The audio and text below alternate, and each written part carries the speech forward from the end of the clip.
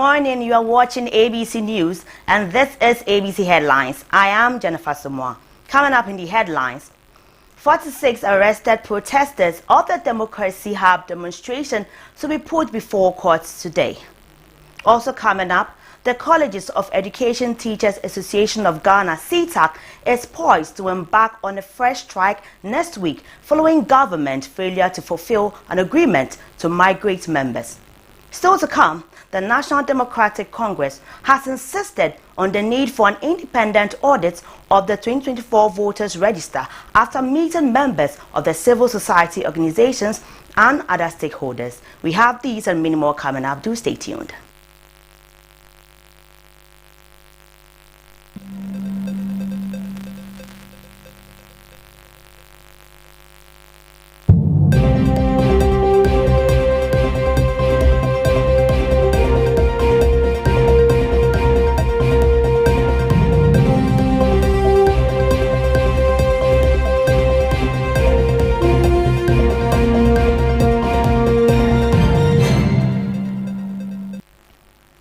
This is ABC Headlines. Now the news in detail.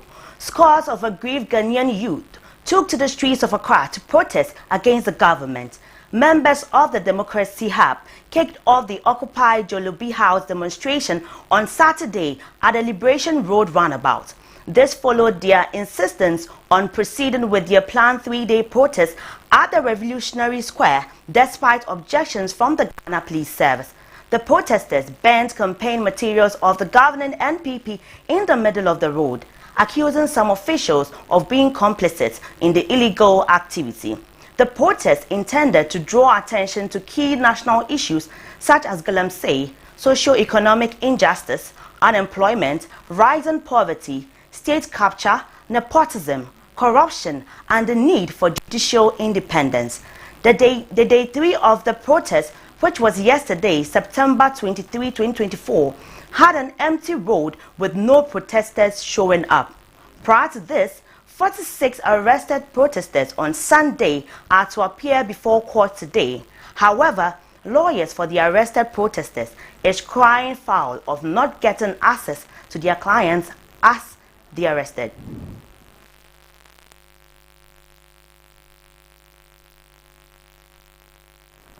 Now to some education. The Colleges of Education Teachers Association of Ghana, CTAG, is poised to embark on a fresh strike next week following the conclusion of a nearly 2-month-long industrial action. According to CTAG, the decision arises from the government's continued failure to honor prior agreements concerning the allowances. Dominic Owusu, a spokesperson for the CTAG, expressed frustration over the situation, stating that despite assurances from the government, the promised allowances remain unpaid. He emphasized that the upcoming strike is intended to compel meaningful dialogue. According to him, the government promised by the first week of September to migrate them.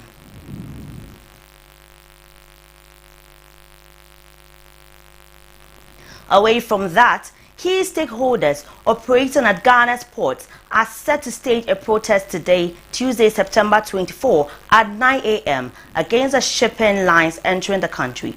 Former president of the Ghana Institute of Freight Forwarders, Edward Akron, revealed in a sister station that the protest is aimed at demanding an end to the hidden charges frequently imposed on members of the shipping community for their cargo. Akron noted that the protest will involve members from the Association of Customs House Agents, the Freight Forwarders Association of Ghana, the Custom Brokers Association of Ghana, and the Association of Customs House Agents of Ghana. He further disclosed that it currently costs nearly $100,000 to have a 40-foot container released by the shipping lines, a burden the stakeholders are fighting to eliminate.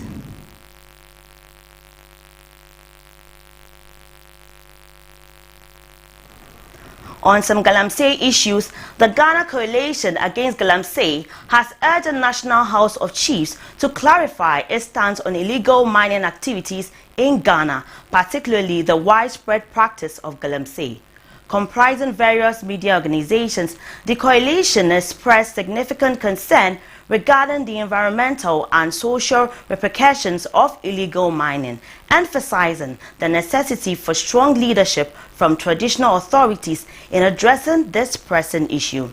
In their recent statement, the coalition noted that the participation of traditional leaders in illegal mining has exacerbated the problem. They called on the National House of Chiefs to take a firm position against Galamsey and promote sustainable practices that prioritize environmental health and the welfare of communities affected by mining operations. The coalition believes that chiefs hold a vital role in guiding their communities and setting a positive example in the fight against illegal mining. This appeal comes in light of Yao JB II House of Chiefs having dismissed calls for a complete ban on all mining activities in Ghana. Election and campaign so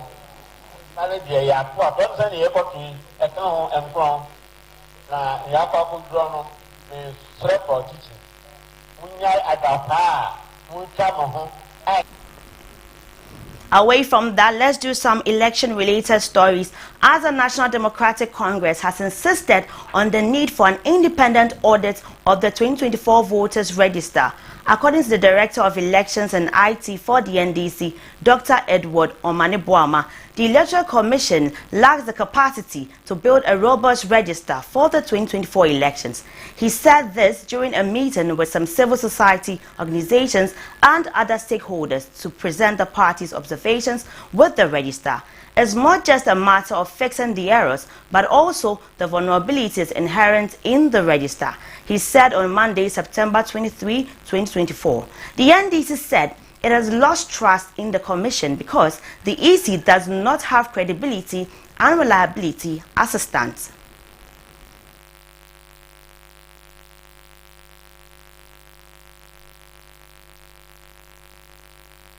It is great to hear that. We can't help but wonder when the EC received the evidence from the NDC. The way Lawyer Joyce Bauer is nodding, I'm sure this is Lawyer Joyce Bauer.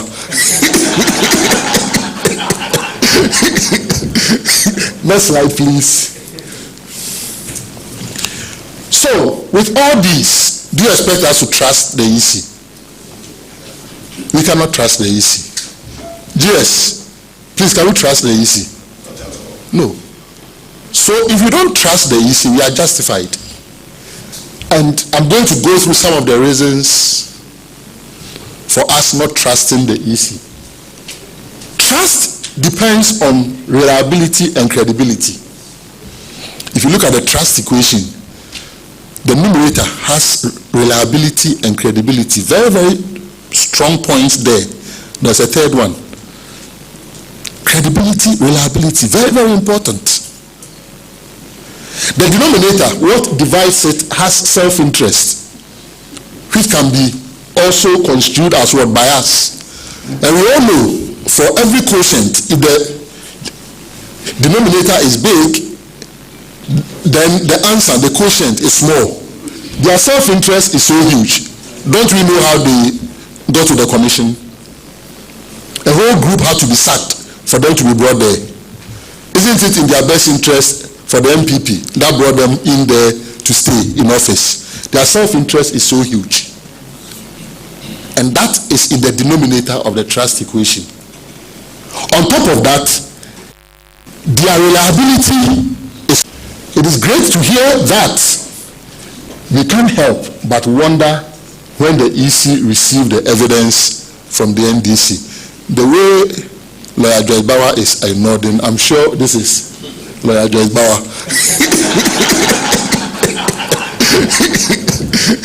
Next slide, please. So, with all these, do you expect us to... Meanwhile, the General Secretary of the National Democratic Congress, Fifi Kwete, has reiterated the party's position that they won't be going to any court over disagreement in the electoral process. According to him, the NDC will work their way out to ensure the right things are done. before, during and after the December polls. He also bemoaned what he described as the hypocrisy of some stakeholders over the composition and behavior of the Electoral Commission. Really? Really? Went to court? We have already signaled that we are not leaving this election to any courts.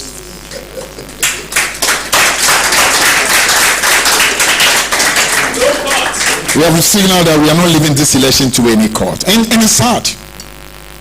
It again speaks to what has happened in this country over the last 8 years. A total decay that has taken place. The kind of decay that we see what you call MPP attired people occupying our electoral commission. Now, we're not saying that people who work at the electoral commission do not vote. They do. We're not saying Farijan never voted or what's the name? Charlotte Osei never voted. But never in our history have we seen what you call die in the wolves communicator of the MPP being parts of the electoral commission. And we actually wrote to the Council of States, and Council of States said there's nothing we can do about it. And Dr. Omani just mentioned to you the Great Peace Council and what they said 2016 and what they are saying today. I feel sad for this country. I feel really sad for this country. The hypocrisy in this nation, the double standards in this country is nauseating. And it's important that we do everything we can to ensure that not just that the MPP leaves, that we set up a system that simply will create a fair opportunity. Really? Still on election-related matters, the presidential candidate for the All People's Congress, APC, Hassan Ayariga, on Sunday night launched his manifesto to outline his vision for Ghana and why Ghanaians should vote for him on December 7, 2024. Dubbed the nation's manifesto, the manifesto is based on the mantra, transforming Ghana and restoring hope. The event took place at the University of Professional Studies, Accra, UPSA Auditorium. Mr. Ayariga is the latest presidential candidate to launch his manifesto after the Electoral Commission cleared him and 12 others to contest the 2024 presidential election last Friday. The All People's Congress, APC, presidential candidate alleged that the much-touted 24-hour economy was an initiative that belonged to the APC and it did not originate from the National Democratic Congress. According to the vice presidential candidate of the APC, Samuel Wolanyo Mensah, the APC introduced the policy as far back as 2016. The 24-hour economy was introduced by Hassan Ayariga in 2016 and 2024. It is not for the NDC. It is a stolen manifesto policy by the NDC, he said. The All People's Congress also described the government's Gold for Oil initiative as a scam and fraudulent policy that enriches a few at the expense of the entire country.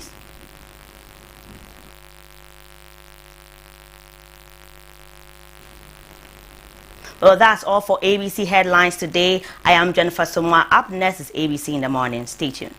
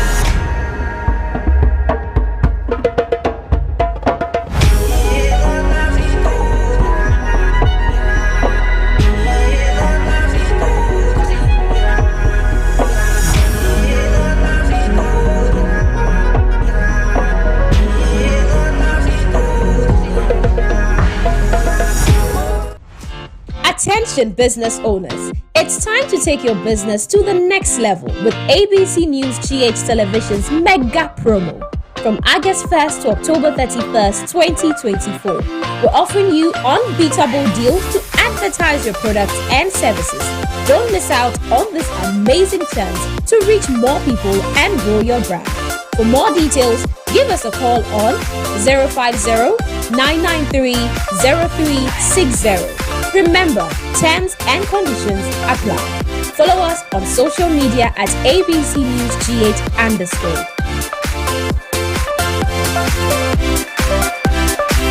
Best Inventor Ghana Season 3 is here.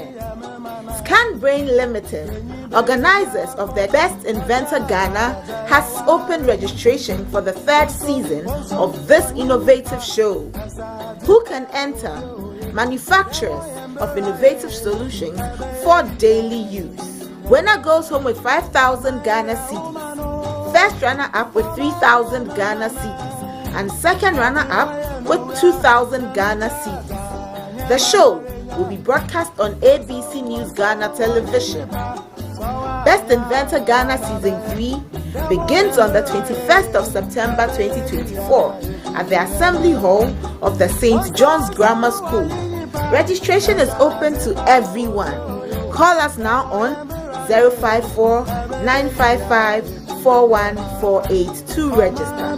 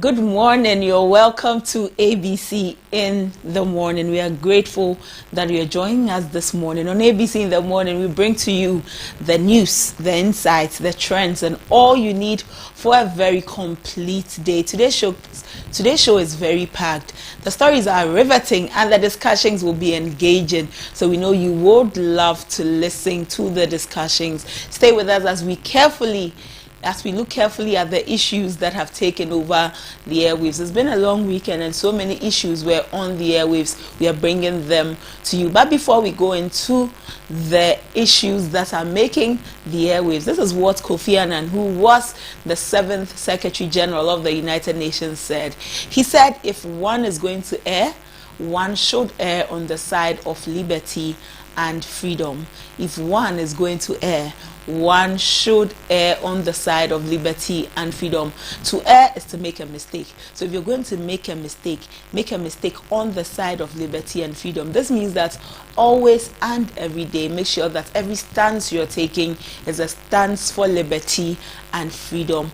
Do not encourage any trampling of anybody's freedom or anybody's liberty. So wherever you stand today, I encourage and entreat you that stand on the side of liberty and freedom.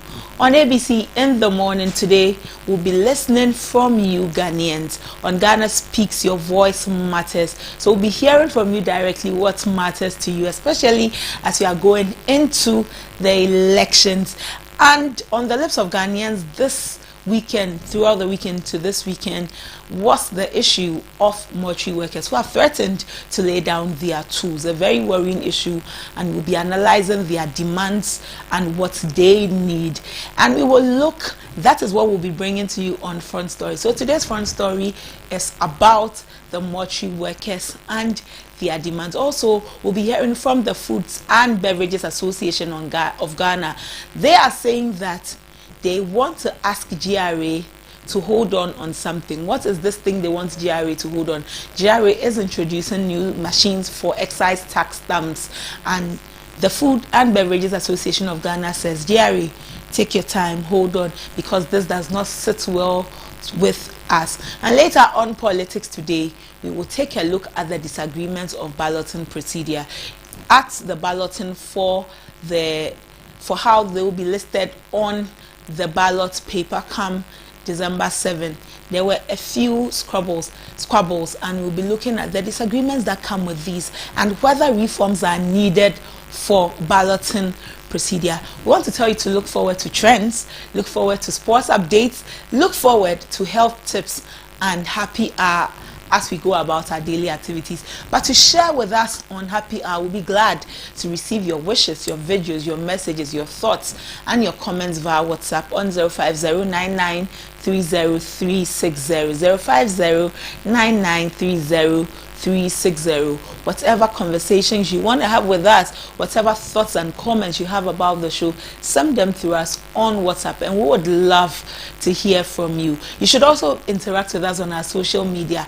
Across social media, our handle is at ABC News GH _ at ABC News GH _. We'll be looking forward to interacting with you there. Our website is www.abcnewsgh.com, www.abcnewsgh.com. For all your credible news, timely news, you should visit our website. Stay glued to the website as we bring you news at every point in the day. We are glad to have you on ABC in the morning. It's going to be a very wonderful time interacting with you, engaging with stakeholders for today's show. I am Abuna Mante. Thank you, and stay with us. Front Story is up next.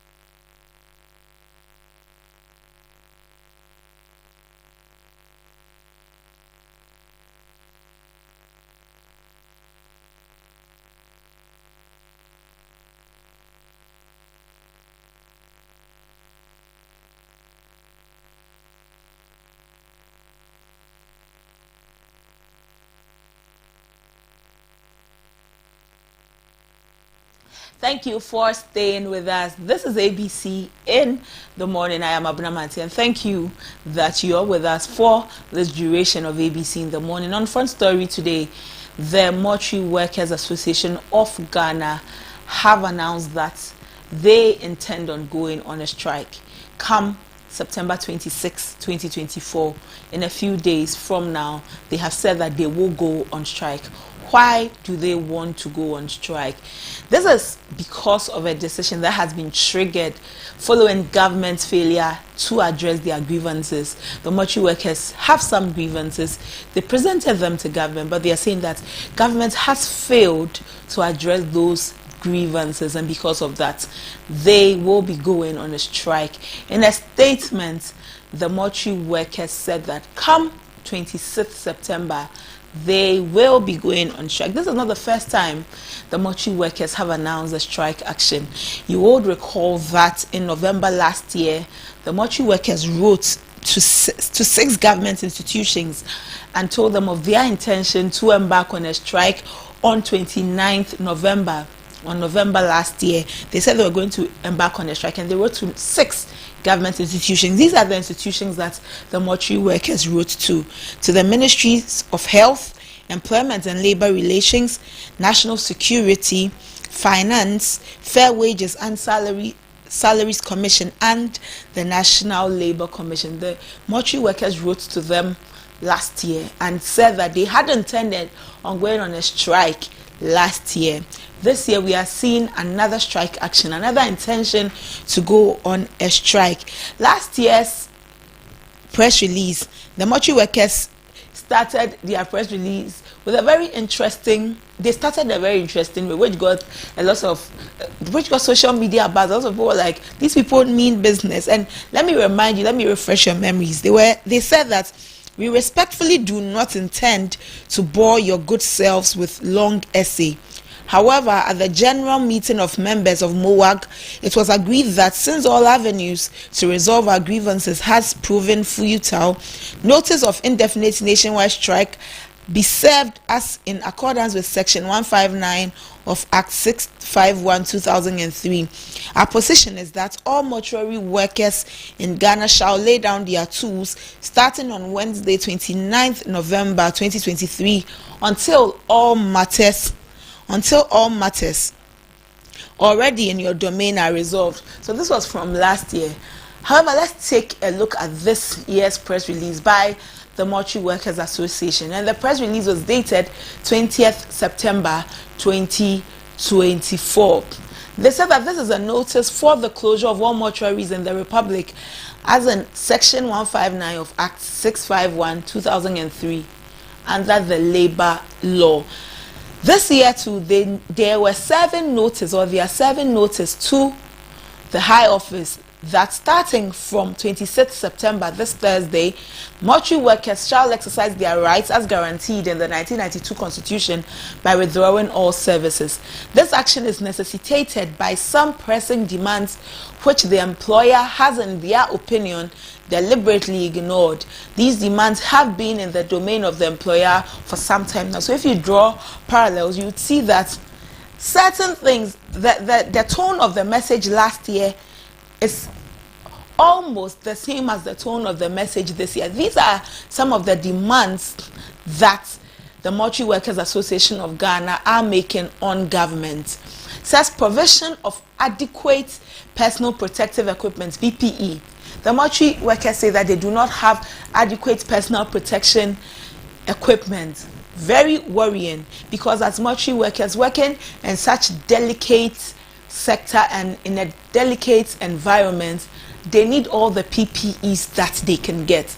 They say that their salary arrears dating back to 2022 have not been given. And if you follow the story of mortuary workers, if you read, you would find agitations going all the way back to 2022. In 2020, mortuary workers agitated over the exclusion from the 50% basic salary incentive that was announced by the president for COVID-19 frontliners. At that time, mortuary workers said that they were also frontliners, looking at the fact that they had to handle corpses. They had to handle persons who had passed as a result of COVID-19. They deserved to have been listed as frontliners. So they agitated over the exclusion of their group from the 50% basic salary incentive that was announced. So you would see that some of these things started cropping up in 2020. Mortuary workers are saying that salary arrears date back to 2020, and they are making demands for them. 4 years they are owed some salary arrears. They are also requesting for financial clearance for the employment of 500 mortuary workers. In their press release, they say just 500 mortuary workers. We can infer that they mean 500 mortuary workers are just or a few of the numbers that they would need. So they are making a request for financial clearance for the employment of 500 mortuary workers. And amongst their demands is the COVID-19 bonus for mortuary workers as announced by the President of the Republic. COVID-19 bonus for mortuary workers as announced by President of the Republic. These are some directives, and let's take a look at these directives. Mortuary workers are saying that members are directed to close all mortuaries, stay at home until the needful is done. So until these demands are met, the mortuary workers are asking, the leadership of the Mortuary Workers Association of Ghana are asking or directing all mortuaries to be closed and for members to stay at home until these demands are met. They are also informing the general public that they have been duly informed. So the general public has been duly informed that the mortuary workers are going on strike. The last of the directive is that they, however, do not expect a letter from any quarters demanding that they come for a hearing. They are saying that hearing time is over. It is simply about implementation. The mortuary workers say that they are tired of the conversations. They are not looking forward to receiving any letter from anybody, from any group. They are expecting an implementation. So they have also intended to activate Section 159. It's under this that they are going on strike. They do not wish to bore anybody, or they do not intend to bore anybody with a long essay. These are all their demands. And these demands are not just this year's demands. Year in, year out, we see that almost the same thing keeps cropping up. Mortuary workers agitating about salaries, agitating about PPEs. They do not have the adequate or the right PPEs to do the work they are doing. It puts them at risk. It poses huge risk to their health and to their livelihood. And they are asking the necessary quarters to look at these demands and to implement the demands. The mortuary workers say that the time for conversation is over. The time for letters is over. The time for coming to the table to discuss demands is over. At this time, what they expect is that their demands are met and met adequately. PPEs, salary arrears, COVID-19 incentive arrears, these are all they are asking for this year. Otherwise, if these are not met on 29th September 2024, which is 2 days away from today, they will be going on strike. Last year, similar strike action.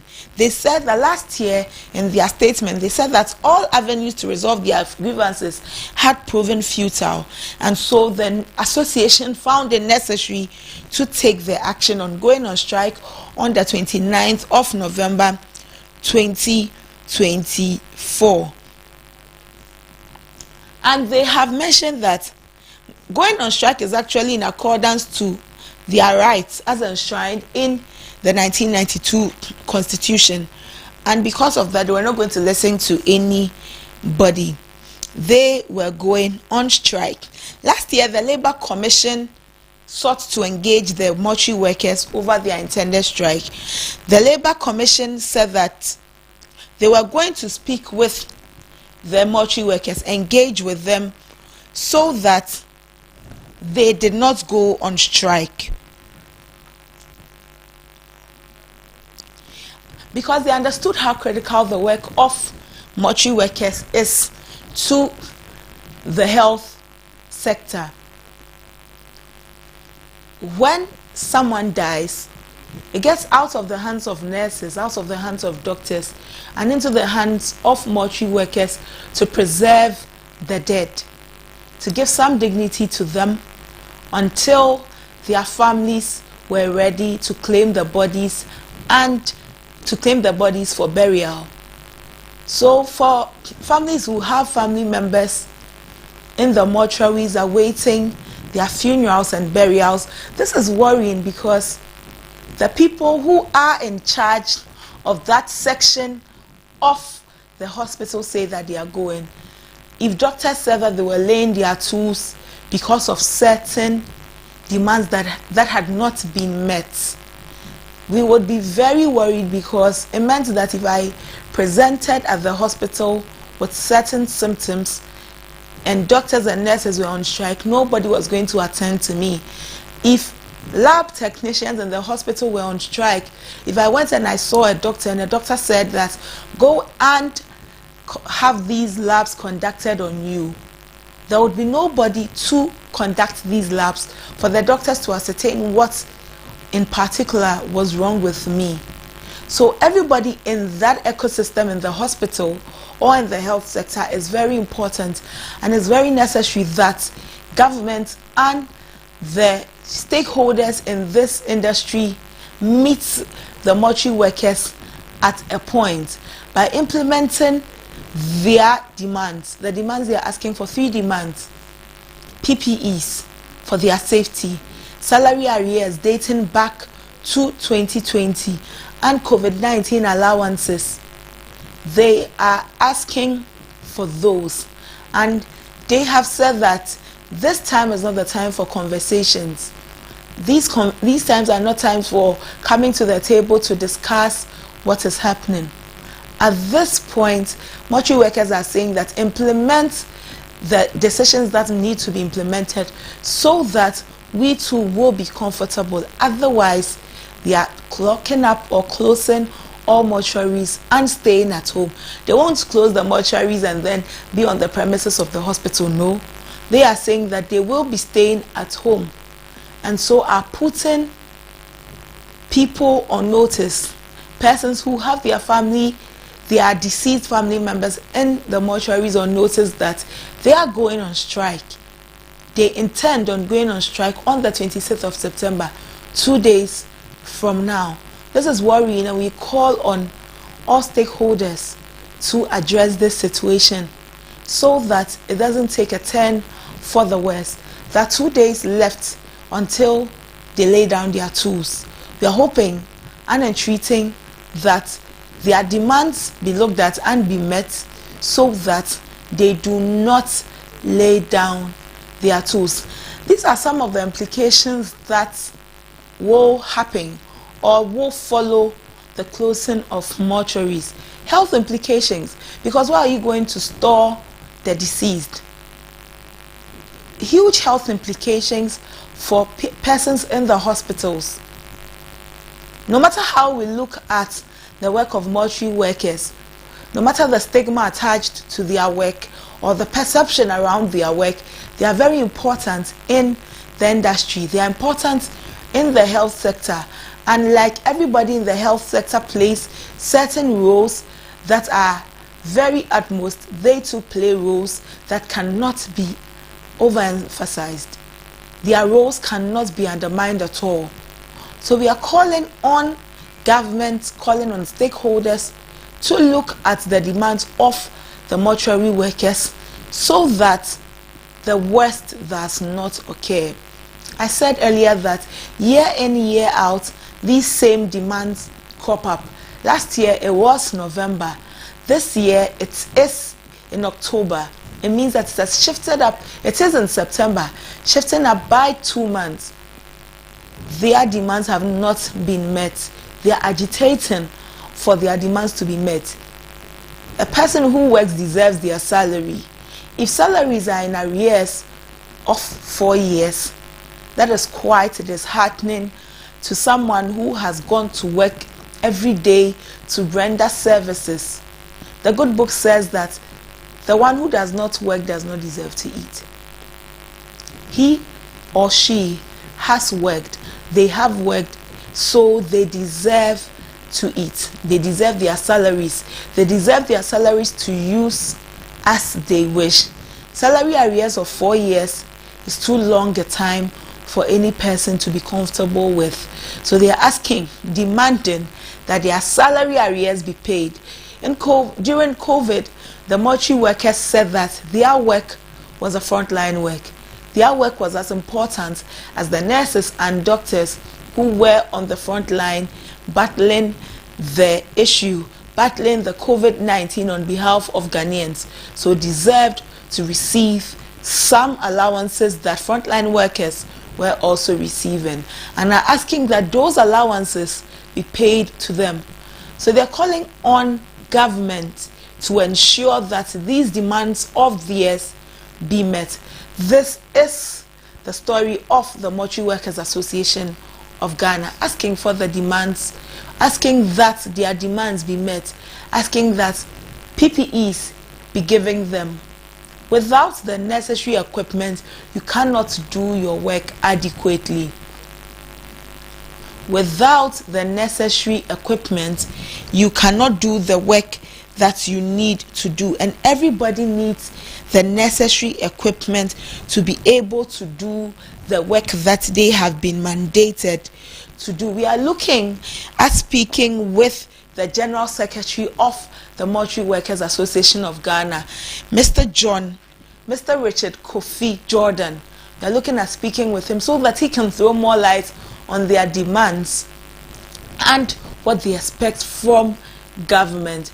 But as we look at establishing contact with us, these are some of the demands the mortuary workers have made, and we cannot overemphasize the importance of the work of mortuary workers, and we can also not turn a blind eye to the repercussions that will happen if their demands are not met and they go on strike. It will not bode well for us as Ghanaians. It will not bode well for the health industry, for the health sector. It will not bode well for persons in the hospitals. So it is very necessary that we take a look at their demands and pay attention to them. Again, their demands are provision of adequate personal protective equipment, PPEs.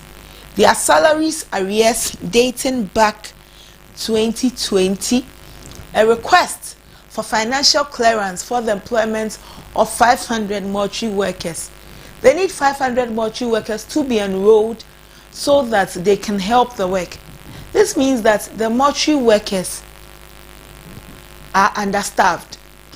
They are understaffed in the work they are doing, and are looking at financial clearance for the employment of 500 mortuary workers to help the work they are doing.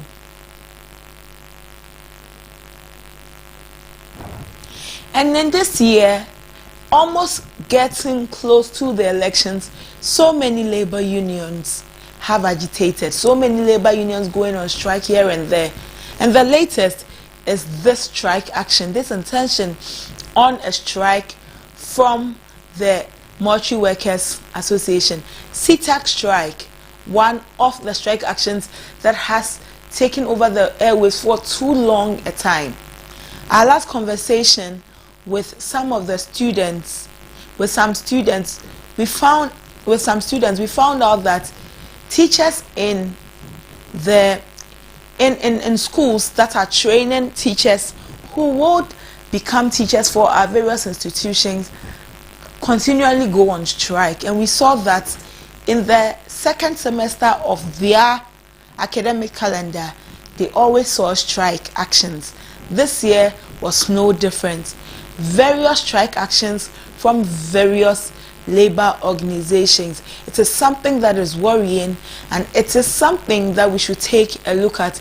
It is not right, it is not good for our development as a nation that there are always strike actions. Always strike actions. We see that for mortuaries too, you can see on your screens, very disheartening look of the mortuaries. The mortuaries do not look good at all. They do not look like a place where persons should be working. Makeshift containers made out of gallons. Makeshift containers made out of oil gallons that they are using in the mortuaries. Very disheartening to look at, and it is necessary that the mortuaries receive an overhaul.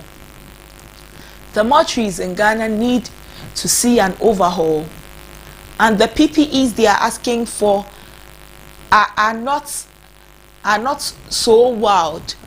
They need those PPEs to adequately do the work that they must do. We've seen pictures of mortuaries in other countries, and you don't see them looking like this. The video on our screens is very disheartening to watch, and we are hoping that stakeholders pay particular attention to the demands and requests from the Mortuary Workers Association of Ghana, so that we don't get to the point. I think it's bothering that in just 2 days they intend on closing mortuaries and staying at home. So if anything must be done, if any implementation must be done, it must be done within these 2 days. They have said that they are not looking forward to any conversations. They don't intend to receive any letters. They don't intend to come to any table. They don't intend to have any conversations. All they need is that their demands are implemented. But very worrying is the look and the conditions of the mortuaries in Ghana. This is one that we are taking a look at. Very worrying, very uncomfortable to watch, and it doesn't bode well for our health sector to take a look at this at all. So this is the plight of the mortuary workers in Ghana and their demands from government. Otherwise, they intend to strike on the 26th of September if their demands are not met. You are still watching ABC in the morning. So many mortuaries in Ghana. Kolebu serves a lot of people.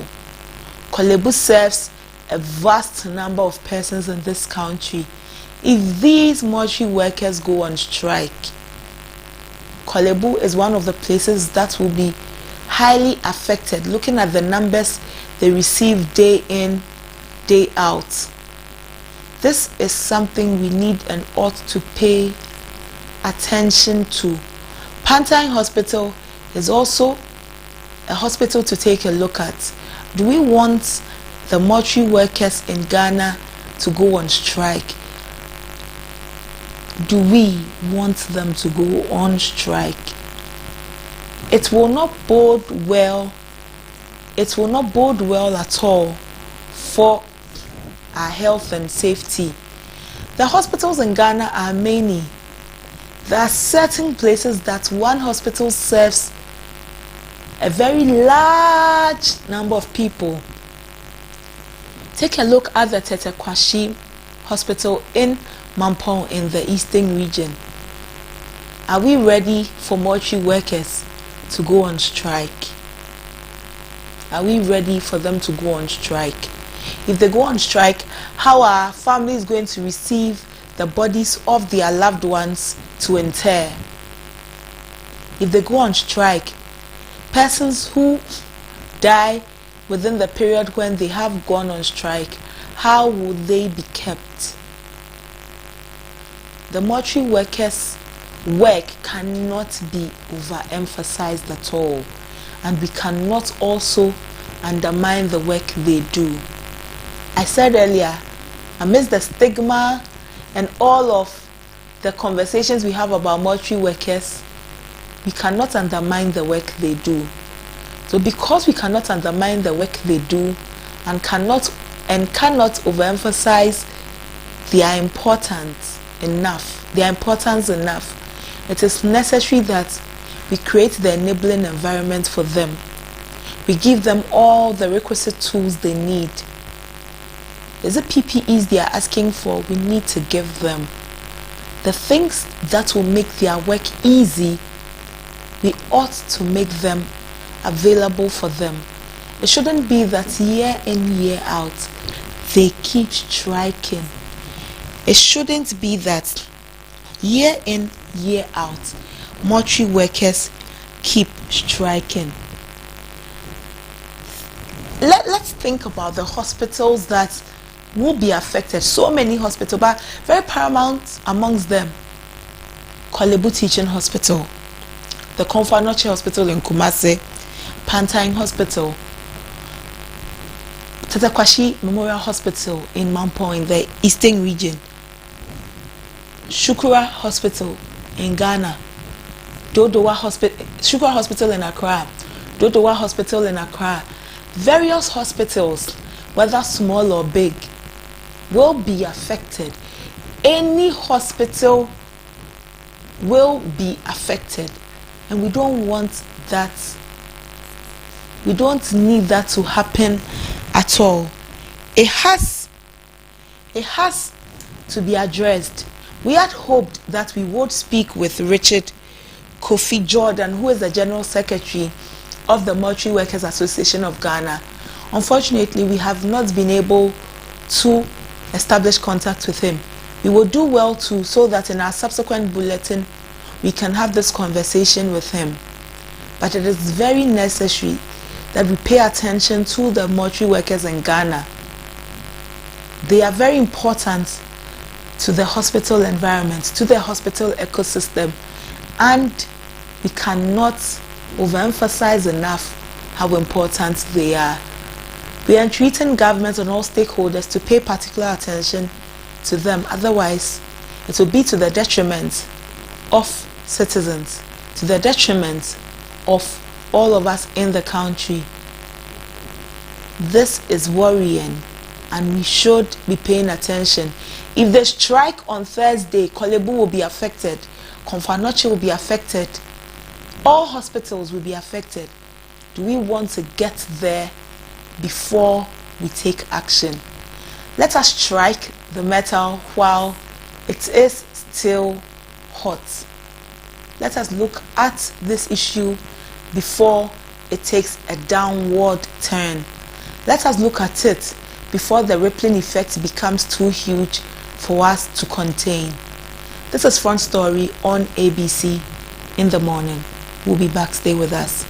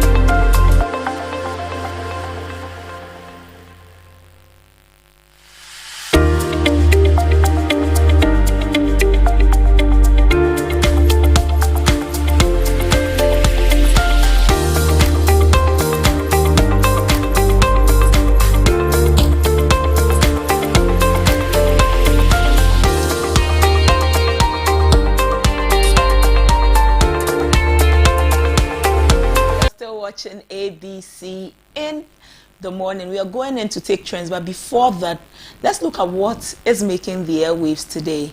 CTAG is one of the associations making the airwaves. For a couple of months, CTAG was in the news for almost every day. We thought their issues had been sorted out until CTAG came up again. CTAG, which is the Colleges of Education Teachers Association of Ghana, are embarking on strike action again.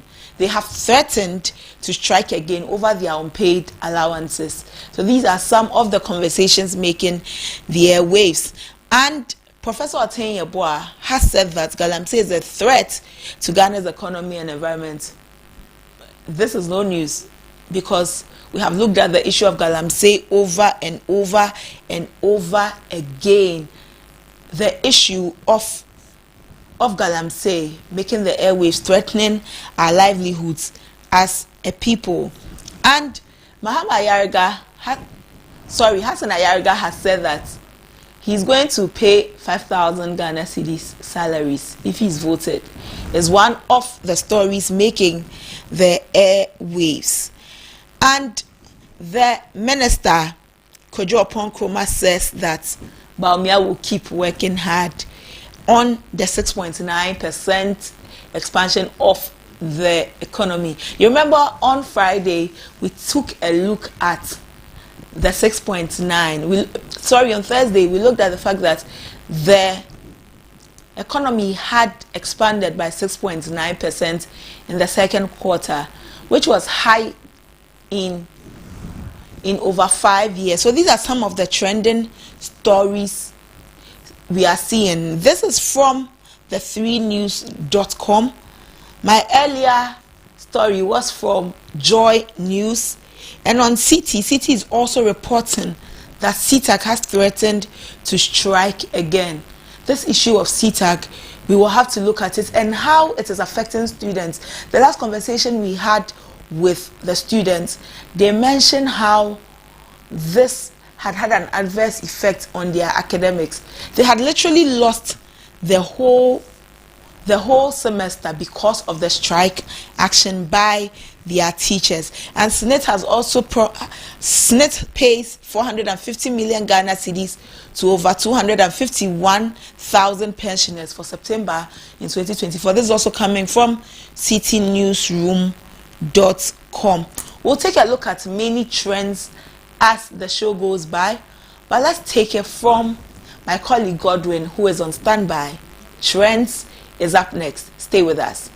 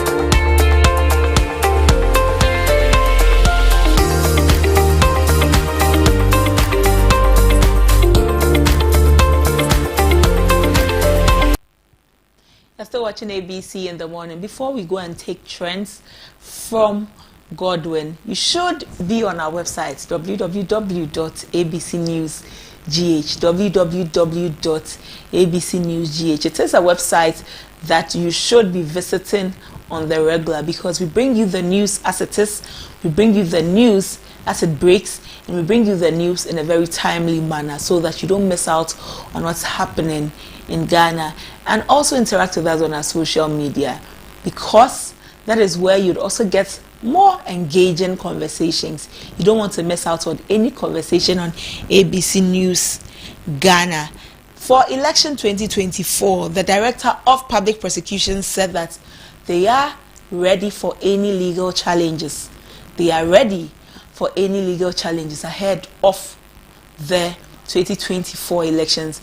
For more information on this, visit our website. The story is up and you want to read it to stay abreast, especially as we enter the elections. ABC News Ghana will be bringing you relevant information, relevant news about the elections, so that the news is tailor-made to suit you at home and wherever you are. Let's go and take trends. Hello, Godwin. Godwin, it's a new week. Yesterday was a holiday. Today starts the new week. What is trending? Yeah, good morning, and I will welcome all our viewers on Trends and Sports segment on ABC in the morning. So over the weekend, we had some demonstrations by the Democracy Hub going on, and also there was some other visitations by personalities from the Media General and Onua TV going to Menchia, surrounding some comments made by some presenters of the channels. So we are bringing you the trends surrounding all these ones. And in sports too, Ghana Premier League games happened over the weekends. We are bringing all the updates our viewers need to know. So I'll dive straight into the trends that we have for today. So today we have the first trend to be Wontumi. He is the national Ashanti Regional Chairman of the New Patriotic Party. And we also have Efia Pokuah. She is a media presenter for Onua TV. We have Media General. We have Twene Jonas trending. And we also have Reoccupy Julobi House trending. So first of all, we will look at Efia Pokuah. Why Efia Pokuah is trending. So Efia Pokuah is trending because of the comments that she made surrounding the Ashantis and the Otumfuo, the overlord of the Ashanti Kingdom. And Ed Hub is saying, Ago TV journalist Efia Pokuah, Onua TV show host Monaguchi, and the entire Onua TV team have run to Menchia to apologize for recent comments made on air that many perceived as disrespectful to Otumfuo and the Asanteman. And he added a video of that.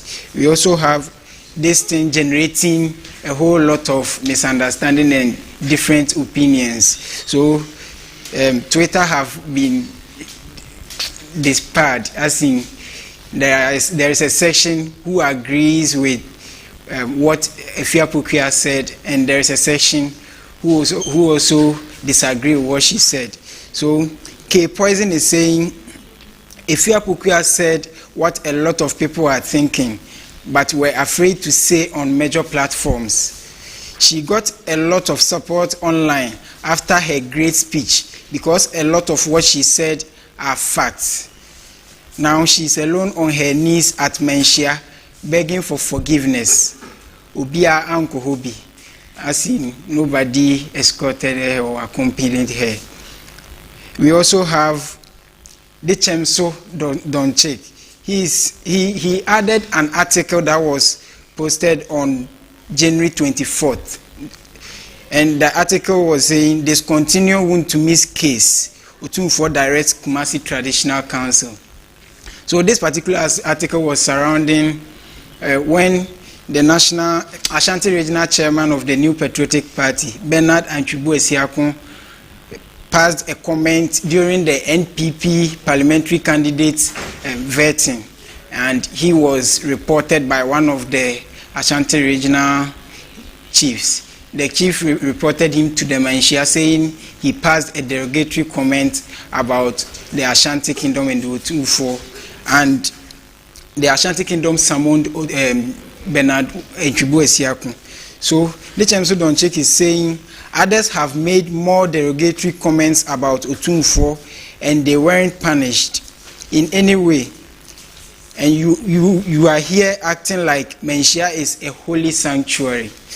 And Kwame Nyakun Osafo came to reply that Wontumi honored the invitation and explained his case, and the council saw nothing wrong with what he said. If you watch the proceedings which happened at the palace, and how will you say Wontumi disrespected Asantehene? Again, I will say it. Nobody should honor it. It is up to them. And we also have Kwame Nyankwo Osafo again saying he added a video of Dinah Samoa. Dinah Samoa is a gospel musician in Ghana, and the video was tagged. These were Ghana youth who wanted to beat Dinah Samoa for disrespecting their culture. You guys on here were happy, but if Ashantis also decide to respect their culture, then you sit on this app and spew nonsense. Who even touched Media General and the women yesterday? Leave Ashantis alone. And we also have I Am Street Kid. He is also asking, what's the difference between the utterances made by Wontumi and that of the lady on Onua TV? So that is all for what we have surrounding Chairman Wontumi, Efia Pokuya, and the Media General trending. And the reason why we have Reoccupy Julobi trending is over the weekend, the Democracy Hub organized a demonstration. That was a 3-day demonstration which had police arresting plenty of the people. And we have Fix the Country saying Ralph, the fellow Ghanaian, and several others of our protesters are being arrested, maimed and brutalized by the Ghana police. Integrity is lost whatsoever, with the hashtag Reoccupy Julobi. We also have Long Life. Long Life added a video of some polluted water due to Galamsey, and the demonstration is surrounding the Stop Galamsey issue. And he is saying you are to be in Accra, so you wouldn't end their fight.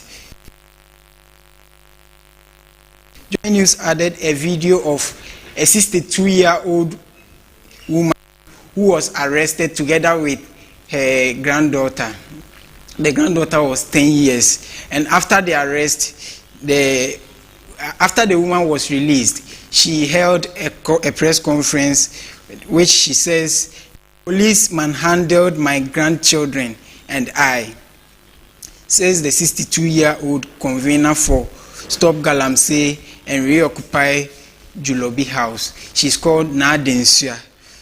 And that is all we have for trends today. Now let's dive straight into the world of sports.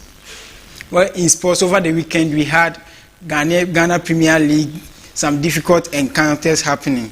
So we are bringing the roundup of the games that we had, where Young Apostles held Asante Kotoko, Young Apostles held Asante Kotoko to a 1-1 draw at the Lenkley Sports Stadium in Obuasi.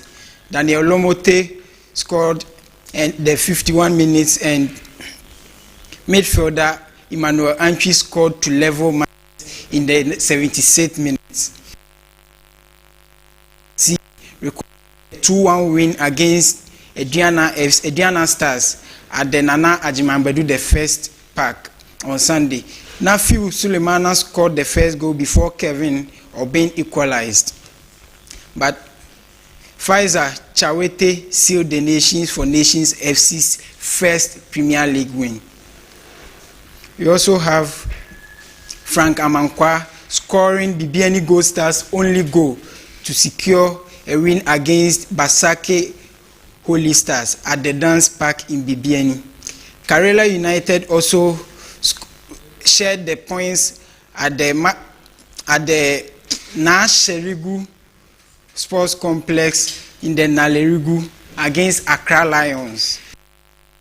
It was Nashib Fuseni who opened the scoring, but Ezekiel Alado popped up with the equalizer.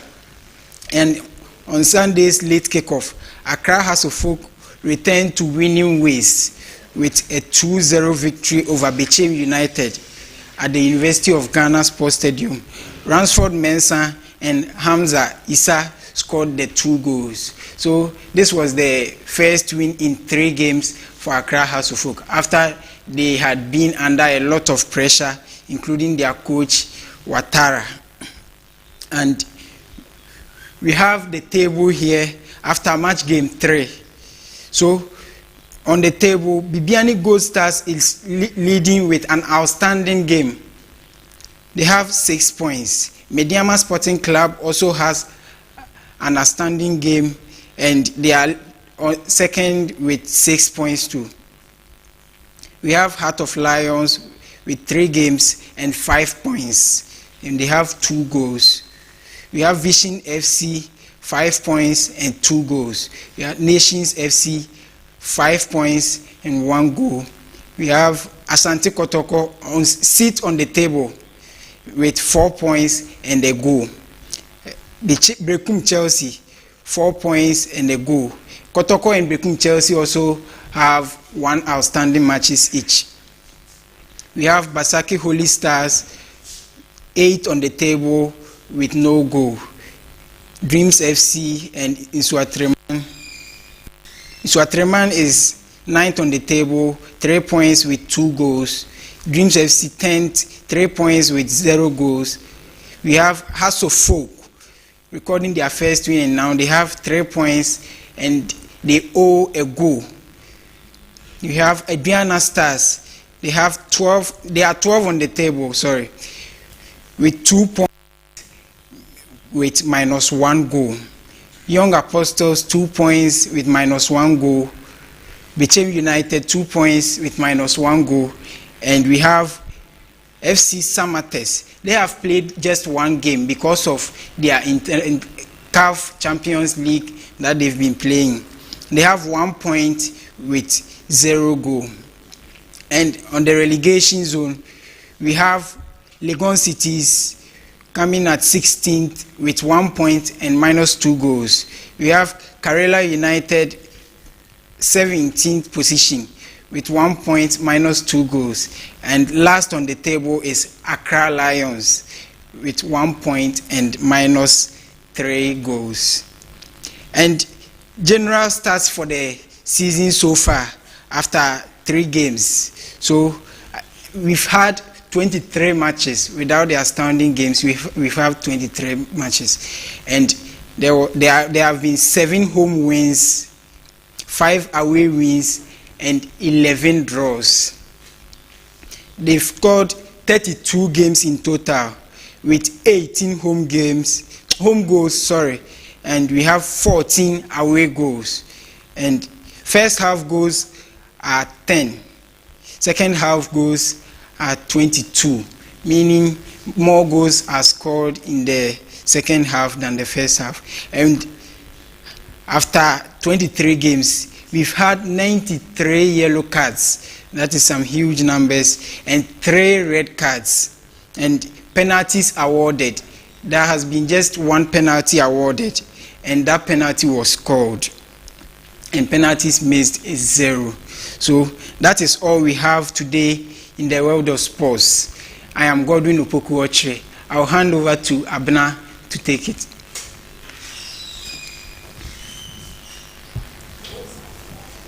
Godwin. Yeah, Abna. I'm very interested in the Ghana Premier League. You've given us some of the score lines, but is there hope for our league? Because over the weekend, I heard people having conversations about the Premier League and other leagues, which is very normal nowadays. Hardly will you find a conversation that would happen and then hear about the Ghana Premier League. Is there any hope for us? Well, media coverage had been low for a while, league, but now we've had some media stations covering the matches live from grounds, and also there was the situation with our stadiums and also our playing pitches being not up to the standard CAF requirement. So some teams had to relocate and go and play at the University of Ghana Sports Stadium. Talking of Dreams FC and also Accra Hearts of Folk, who have to join Legon cities to all share the venue at the Legon Sports Stadium. So that was quite a problem. But since they are bouncing back, and also Accra House of Folk bouncing back to a winning ways, it is bouncing back. There is hope for our local league. There is hope. Thank you, Godwin. Yeah. Well, Godwin says there's hope for our local leagues, and we are hoping that the hope continues and doesn't dwindle. But let's take some health tips. Andy is on standby. Up next is health.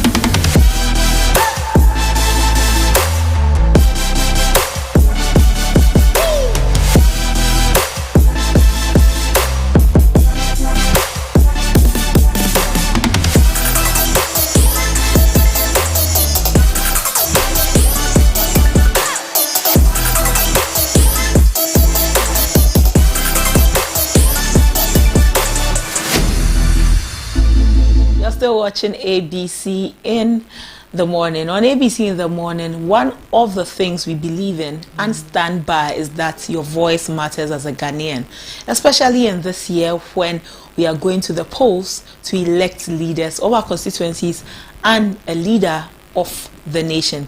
It is very necessary that you too have a say even before your thumb stamps where you want to vote.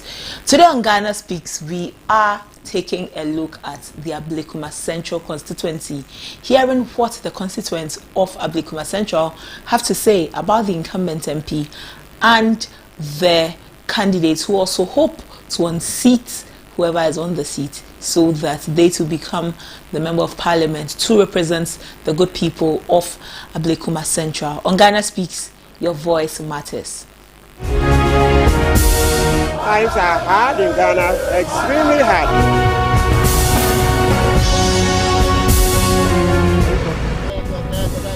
As we gear towards the 2024 general elections, there have been conversations around having a presidential debate. Will it happen or not? This is Ghana Speaks. In the 275 constituencies across the country for them to assess their parliamentary candidate ahead of the 2024 elections. This is Ghana Speaks, and today we are live from the Ablekuma Central constituency of the Greater Accra region, where it is going to be a fierce contest. The NDC are presenting a sitting MP for him to vie again to compete and win the seat for them come December 7th, while the sitting or the current or the incumbent NPP is coming back with a candidate, a very young candidate, in the person of Jefferson Saki, to rival the NDC's Abdul Latif Dan in the Ablekuma Central constituency of the Greater Accra region. This gentleman here will be helping me to put into perspective the prowess and the abilities of these two candidates ahead of the 2024 elections. You're welcome to ABC News Ghana, sir. Thank you. Yeah. Okay. Pacho, Ubebo di na yatwaso. Pacho, your friend. Pacho, your friend Jackson, Mr. Jamra. Jackson Jamra. Pacho, your friend. Your friend Richard Kofi Edi. Richard Kofi Edi. Pacho. Your friend Richard Osu. So I have two Richards here. Sakura. All right. Pacho, your friend. Your friend Abroso.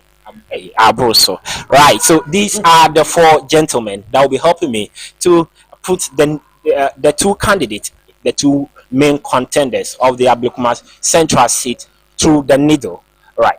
So Ejam Pacho, yan chance here in through ho. Ablekuma Central about one and it doesn't go one way. It will one my NPP, my NDC. NPP were in power in 2016, but they lost the seat in 2020. 4 years, they are coming again presenting Jefferson Saki. Say only Abdul Latif Dan Embe Pre now or Munsanji seat in Ibium. Okay, Jefferson Saki. Is it someone that can take this seat away from the NDC? A perfect in our dear mameno. You say Jefferson. Obet me every ama when you more votes. I don't think I make us out. But who say Okura or the energy strong could be about constituency? I who say we are very vibrant, but be a woman. For instance, I was so kind who say or Nancy or a campaign. And then the campaigns no a direct and now. Wasanya enipa party no woman no ni leader no dinner no eye Dr. Bawumia no so no apeja no aminim so betimi awini wi kakra eye yentia MPP elusu omo seat no na aye internal ibi kakra ho eye MP no a no wo so no I forgot his name Ebenezer. Within party nankasa na wentwe bi wom ena ma Latif efa ho na Latif no so no okoye no what is snake under grass ahan me say ya wo ni ya ka say MPP ko for pa na wo ha but say no presenting no ba ye no tam na wonya power no wonam ha no pacho monto ma me mo be hu sisan ni NDC ni de and the people thought say na no ye no sa na obeye. But only ni we go for no after one massa bi no be say this deceive no be ya no me made ye hu Jefferson say o the energy so ko anya abba ko 20 and me so be win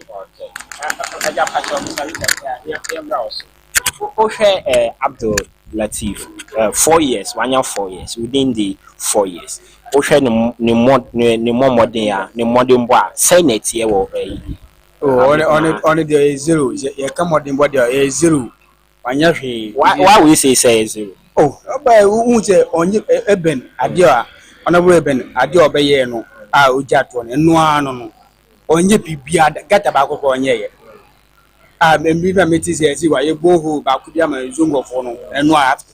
Apart from no movie PI, and the minister, Nini Dico will be if you achieve some MP or Hania friend, then cry minimity. We say, we need you wahada. Johnny Dinka in John quality shadow or Yanchuka wa yo about 2024 or lose. Jefferson ne Abdul Latif Dan. The two candidates. Which one is now GD say or bit me aboa Ablekuma Central? Mimi Abroso, the American say Jefferson no.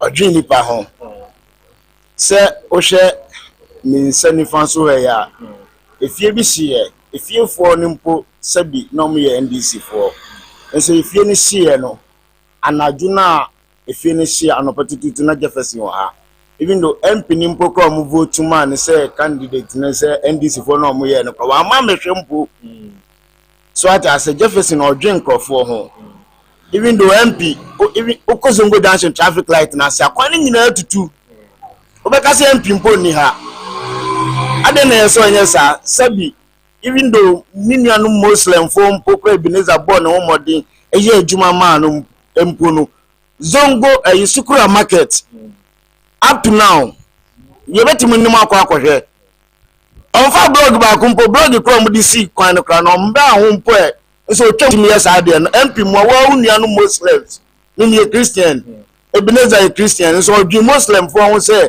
see enya market Sukura market mo so Muslim awaba no say enya wa ban na also enya wa ban na also so udi pay but enya say na ban ni so fine but osha the work of an MP no development within the area mostly of the MC or the DC that does those things. MC you need DC funding a yes and to add it up no on say president he's more like a hanging MP.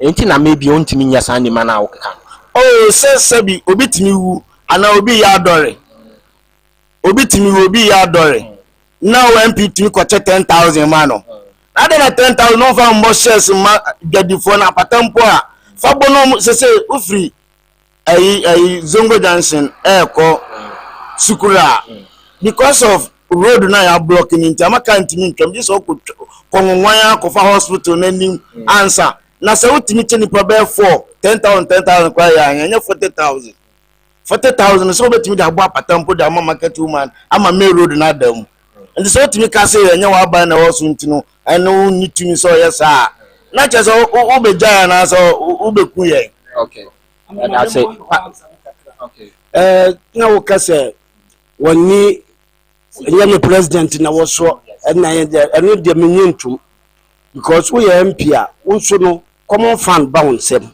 at the same time so ubetumi akwa outside no mobilize kakakra enya bibia na beka say aban enti ye hu se sa modern born koso dia na wo modern e wo se wutumi kwa outside na wo negotiate ne mabi kakra na wo de ba e ba de wo ye de a wo koche wo hwe nipa de a ye tuma say wo se wo president ni so but I say Mr. Richard Mamemba also obi akasebi who share two candidates now Jefferson Saki or a new person or a new person and I feel no bad for we should be ben am say they are done at the year mo am say money anje ho or be catch them say oh me say and am to man oh yeah wan hwe mu bi then confidence ben am wo Jefferson say onya sa ni man bi and they say you MP wow but MP no the report be command report crying say Kaneshi got us no amount for aye turret ensure no enam got terima ensure to amount for tietiem ya report sa obi emwa the report my MP no ya ka obi emwa main public turret say turret awam nyina ya da got them this ensure to na yare ensure to awon nema yare say gata no enye MP na man ye feel but ya report actually say ade we na amount for ye soccer we no da beto got any na nsuo na we bie nsuo no na ekọ asewa amount for the 198 yema yare ene ye say yaraba more na ye sa torrent na ye de ye wan so soccer we no enti no ya report obi amua since ye to abanama MP ye hu ne da Kaneshi abekuma we Kaneshi era ye hu ne da ye bi da ye di medi hu na say o take am o become o start any campaign eti me say we all buy just all buy there me say we need your baby because only your report to be channel pa o di me can no wa ba be hwe nan say yo aboso kan o de abobo ya mensa o de ama say bola ni adeɛ ne yɛnyi bɔla mu yɛmfa wayɛ adeɛ nneɛma bebree otumi sɛ wayɛ adeɛ ɔno kora mpo a ɔnyɛ mp na ɔfe na ɔba mpo no wabɔ ne ho mmɔden nti mp ne deɛ yɛ mp na ɔte so no deɛ ɛne menyini sɛ 2024 deɛ ɛsɛ ɛda bɛsɛn awi. Okay. Na woka bibi sɛ mp no wɔnyɛ hwee wammɔ mmɔden ɛna ade what is the confidence say Jefferson will deliver his promises and now also about baby o kasara o bisa mi nane say Jefferson no den na wo no mu a say oba obetuma ayi bi den hwe MPP ni oba so eben oba obeye adwuma pa enso olusu ye isi o mo ko contest oni Jefferson ko contest no eben lusu o enso Jefferson o launch the campaign no ni me ko bi ni me esi wo ho pa nyeze obi a welusu na obi a wawini hwenkebom a eba ho de na eche se Jefferson o wini a ontumi follow ebe na motu no nyim o ye no ontumi ento aso o gidi won mu se MPP for mo ba mo ya de parliamentary elections no wadwem no kan say Jefferson abefa na eja also two Richards am say Jefferson abefa finally the final words then am I can yemfa trust me presidential asem na mpesa me kakaka sa free education no NDC for no first omanpene kufuado kase se obetime no na mo so mo kase fakadam omuntumi ye sisi aro ade ne yeyi no omo se omo na mo de bae what be da me time be 16 na yes school anko yes me yes school anko etem na 40 Ghana papa so yes kan fam ko free ya na tete na kemetuma ko bi ene obi betuma atop passports ni ade odio because of school fees into okwa go kwese ni apam no wa betire fi me no obi owo wasa atebia so ene obe school Accra Academy nko no oname fa na oba Accra Academy wasa atebia so ni sika do say onam ekufu adunti amampene ekufu adunti baja say na no ya mampeni dada your mama the man young parliament Jefferson a final west Jefferson a ability oh me there minimum so yeah MP ni there on the evolution MP dem ni say do was one man no more than 4 years in one man no more the minimum say so there and unpack then your man you should lose all right this are the voices of some constituents within the Ablekuma Central constituency of the Greater Accra region. As you've heard them, most of them are canvassing for the NPP parliamentary candidate Jefferson Saki to win the 2024 seat in this constituency. They have mentioned that the sitting MP Abdul Latif Dan hasn't performed to their satisfaction, for which reason they believe he won't be winning the 2024 elections, and for which reason they are also urging other constituents within the region within the constituency not to vote for Abdul Latif Dan. This is Ghana Speaks, and as we do, we'll carry you to another constituency come tomorrow to bring you another live discussion with some constituents for them to share their views, their thoughts on the parliamentary candidate within the constituency and assess them. And this has been Ghana Space. With me. Times are hard in Ghana, extremely hard.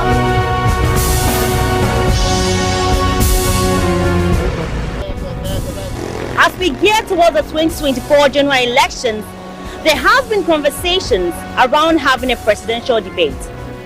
Will it happen or not? This is Ghana Speaks.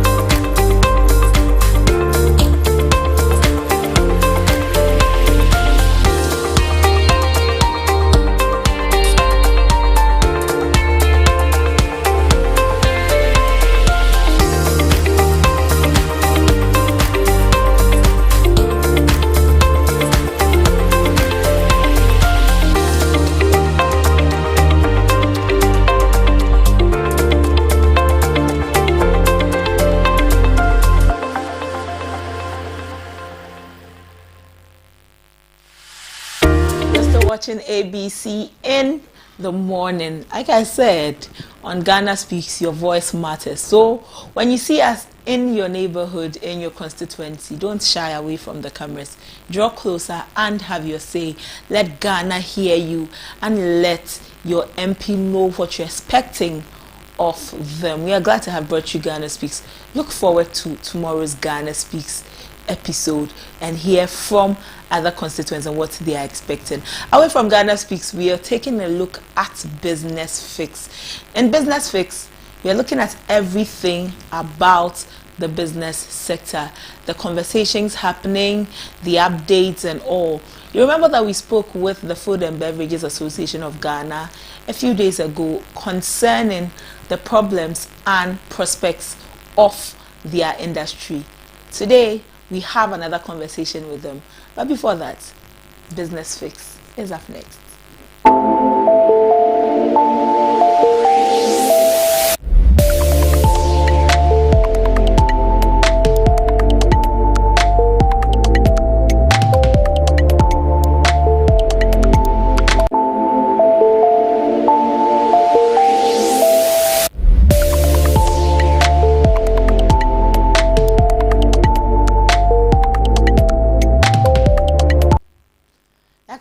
Business Fix is the segment where we talk about everything in business, how it affects us as regular customers, how it affects us as Ghanaians, and how it affects businesses.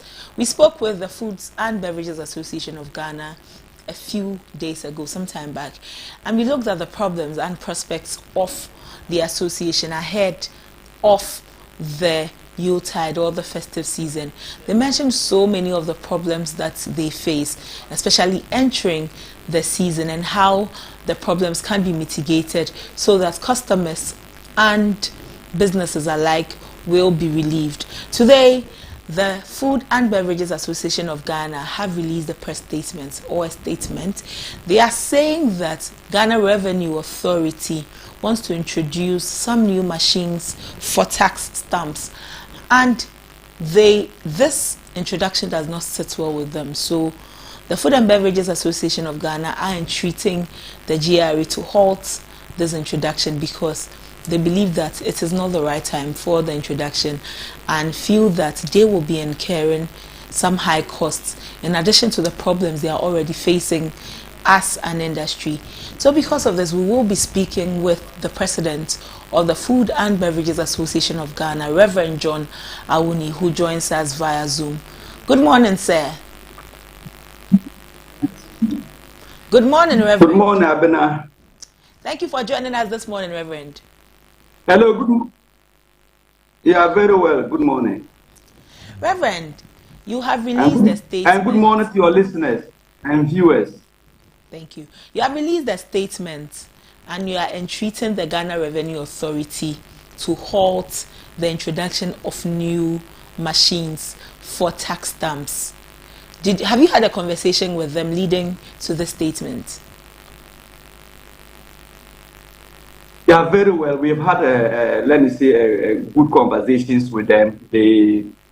A couple of weeks or days ago, there was a meeting with industrial players and then the food and beverage members, and my association was represented by our executive secretary. And the whole thing had to do with the fact that the GRA had identified a businessman who has more modern machines that they can use to help with the collection of the taxes through the excise tax stamp system. And let me just say that if about around 2020, and so when this excise tax stamp thing was introduced, businesses were made to buy machines to install at their facilities. The beverage industries, if you're a manufacturing firm, you buy machines and install at your facilities so that whatever you produce, these machines will help you affix the tax stamp on those beverages or those products so that they can be assessed for taxes. And so every industry incurred a cost in acquiring these machines and have installed it, and they buy the exercise tax stamp, and then feed to these machines to be affixed on their products. Their personnel too have been trained in that regard. And so 4 years or so down the line, the GRA is now saying that they feel that they have to introduce new machines to replace these ones that the industry players are currently using. And they are saying that these new ones may be more efficient and they are digital and all that, and they may be much more better than the one they are currently using. But before then, there have not been any complaint from the GRA about revenue losses and difficulty in assessing taxes from the exercise tax stamps system. Nobody has complained that the current machines that we have been using have issues and then all that. That's not to say that if new machines come, technology evolves, and every now and then improvements come in. So it's very much true that even the machines that we may use today, next year ones may be better. Just like we have the iPhone 14, 15, 16, and they improve upon each other. So it may be very true. And they are saying that they want players to do that. And indeed, they have installed some of these machines at the premises of some of our members as test runs to find out all of that. And what we have seen is that we are saying that the machines that you bought, if somebody went and bought machines and then the machines are just barely 4 years old, and you are not talking about introducing new ones, your decision to introduce new ones and your argument may be right, but I don't think that you may have considered the cost.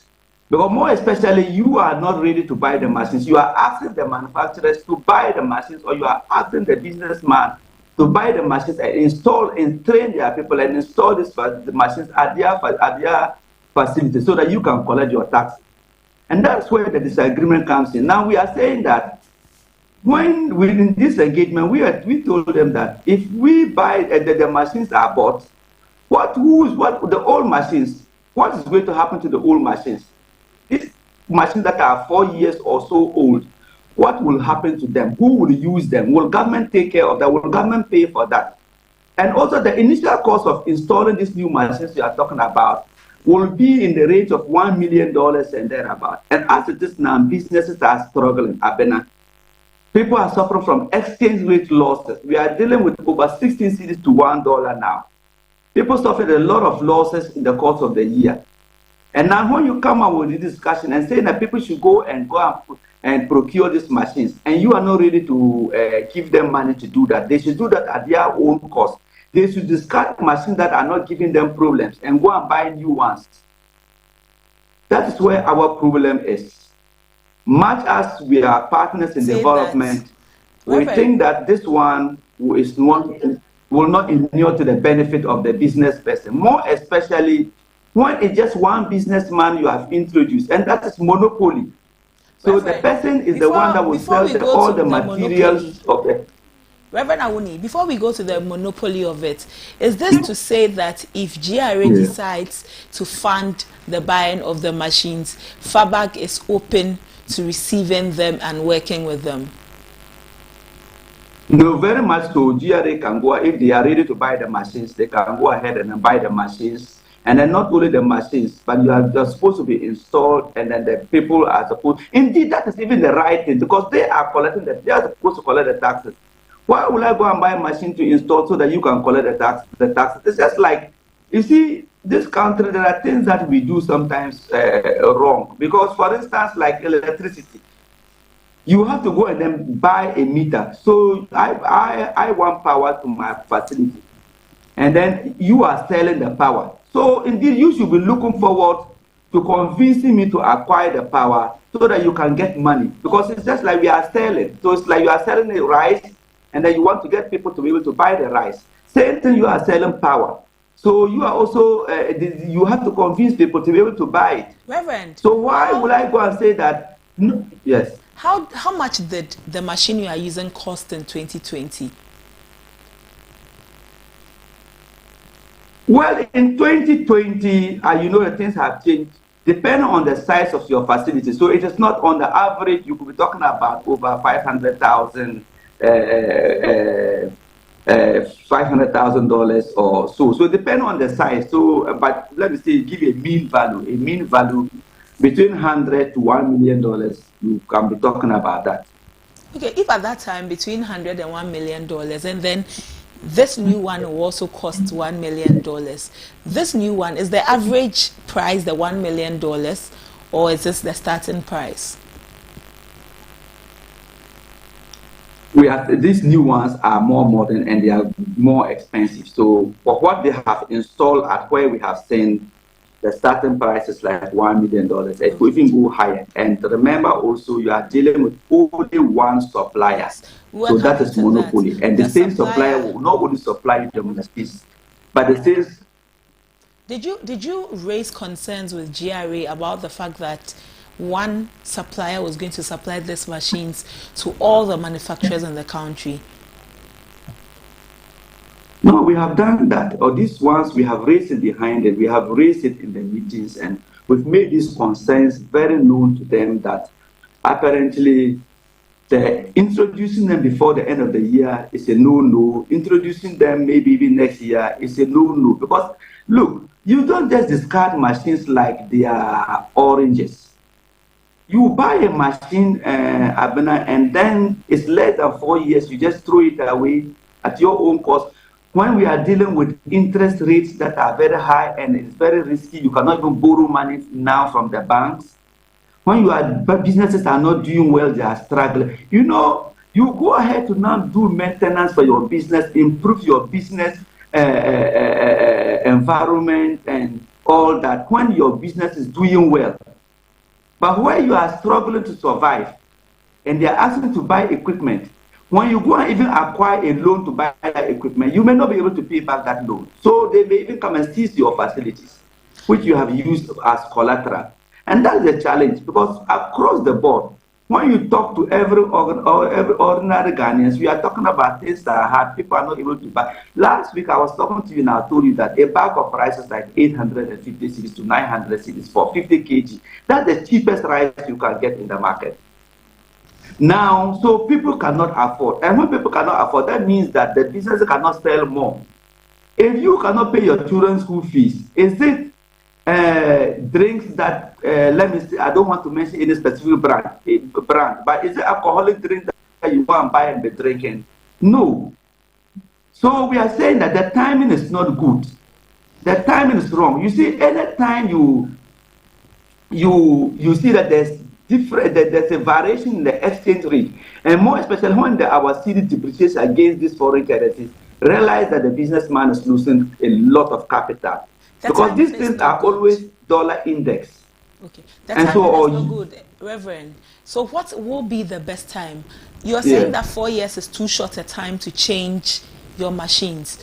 What will be the best time to change? Is it after 10 years, after 8 years, after 15 years? Machines normally have their depreciation periods. So when you are in accounting, when you are doing buy assets, you have a depreciation lifespan. And so you could be talking about 10 years time or so. And more especially if the GRA have assessed that, oh, well, clearly we are having issues with these current machines that we are having, and they are giving challenges. Hello, Reverend.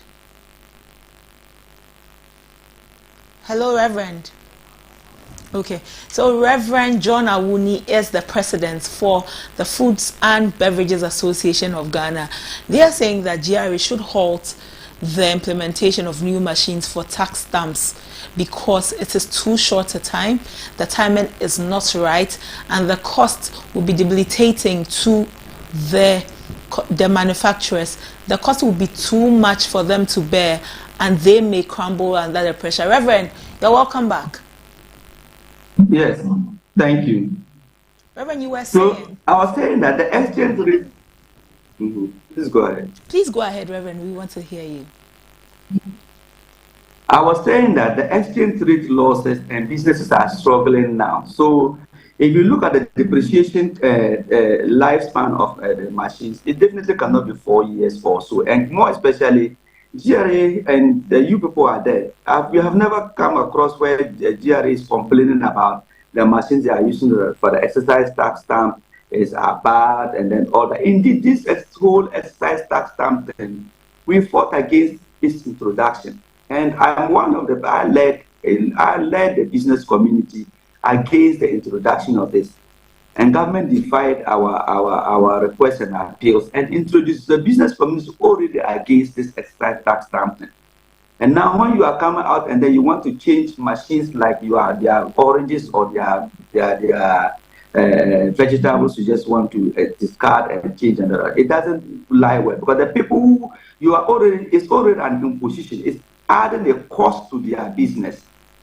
And so if you want to change, buy the machines and bring, and say that I'm bringing you machines for you people to be able to enhance my tax collection. Nobody will discard that. Nobody will disagree that, because you are a state and you have the power to bring in. If, for instance, I cannot, your house, Abena or my, I cannot refuse if tomorrow ECG comes with the electricity meters that, and we are changing, we are replacing electricity meters. And they have, and ECG have done that in time past over and over, and they are changing new meters. Nobody has ever fought them. So GRA can equally do that by bringing in new machines and install at these facilities. But ECG shouldn't come and say that we want, we think that our meters are inefficient, so buy new machines, buy new meters, so that we can it can enhance our metering system, or it can enhance our revenue collection. That doesn't augur well. It's not too good. So clearly, if tomorrow GRA comes with machines and say they want to install at the facilities, nobody can fight them. They have the backing of the state. And if you are fighting them, that means that you are engaged in one illegality or the other, that you don't want them to install the right machines. At this point in time, we are saying that we don't want to accept it, because the cost element is very high, and we don't really have the finance to finance this new project they want to do, more especially when the ones we are using have no problems. Thank you, Reverend. Welcome. Reverend John Awuni is the president for the Foods and Beverages Association of Ghana.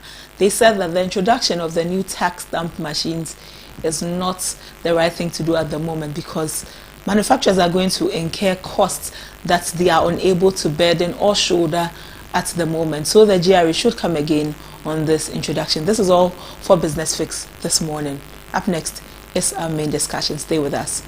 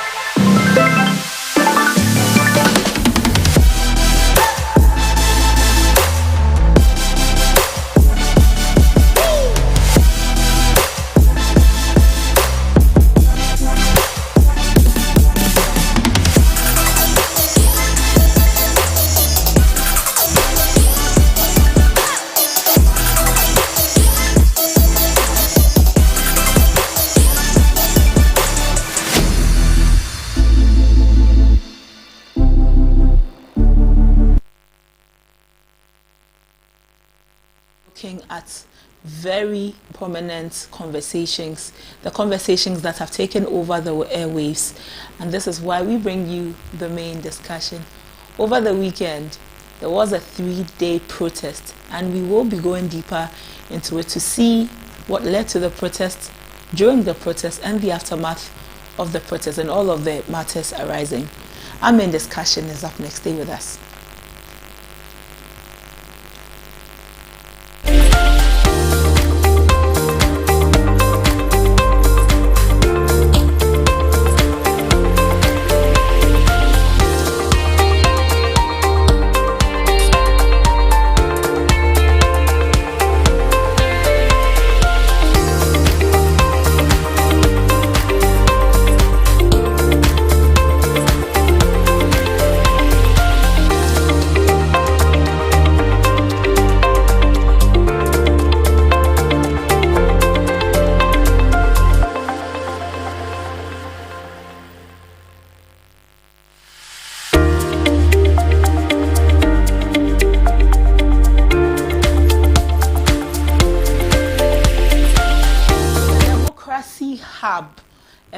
A civil group staged a 3-day demonstration. What was their demonstration about?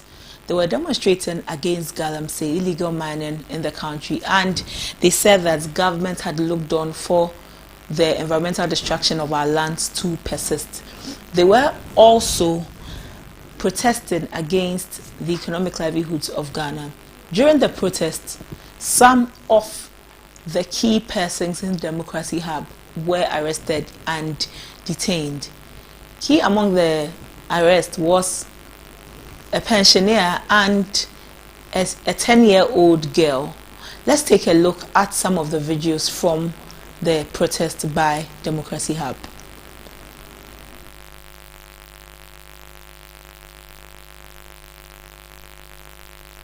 No. Yeah.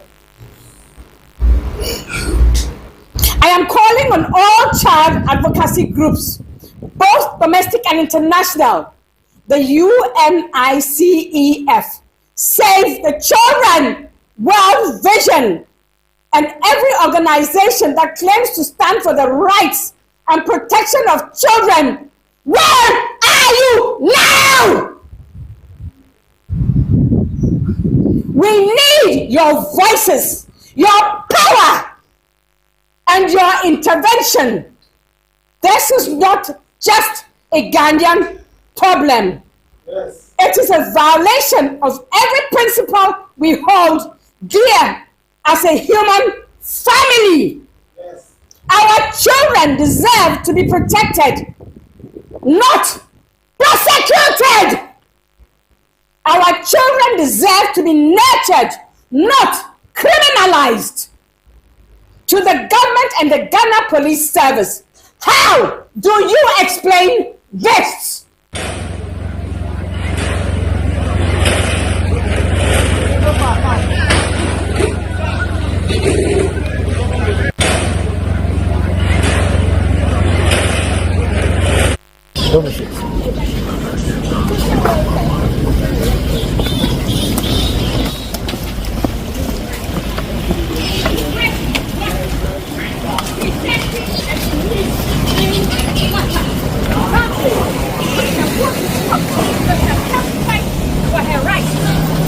Open.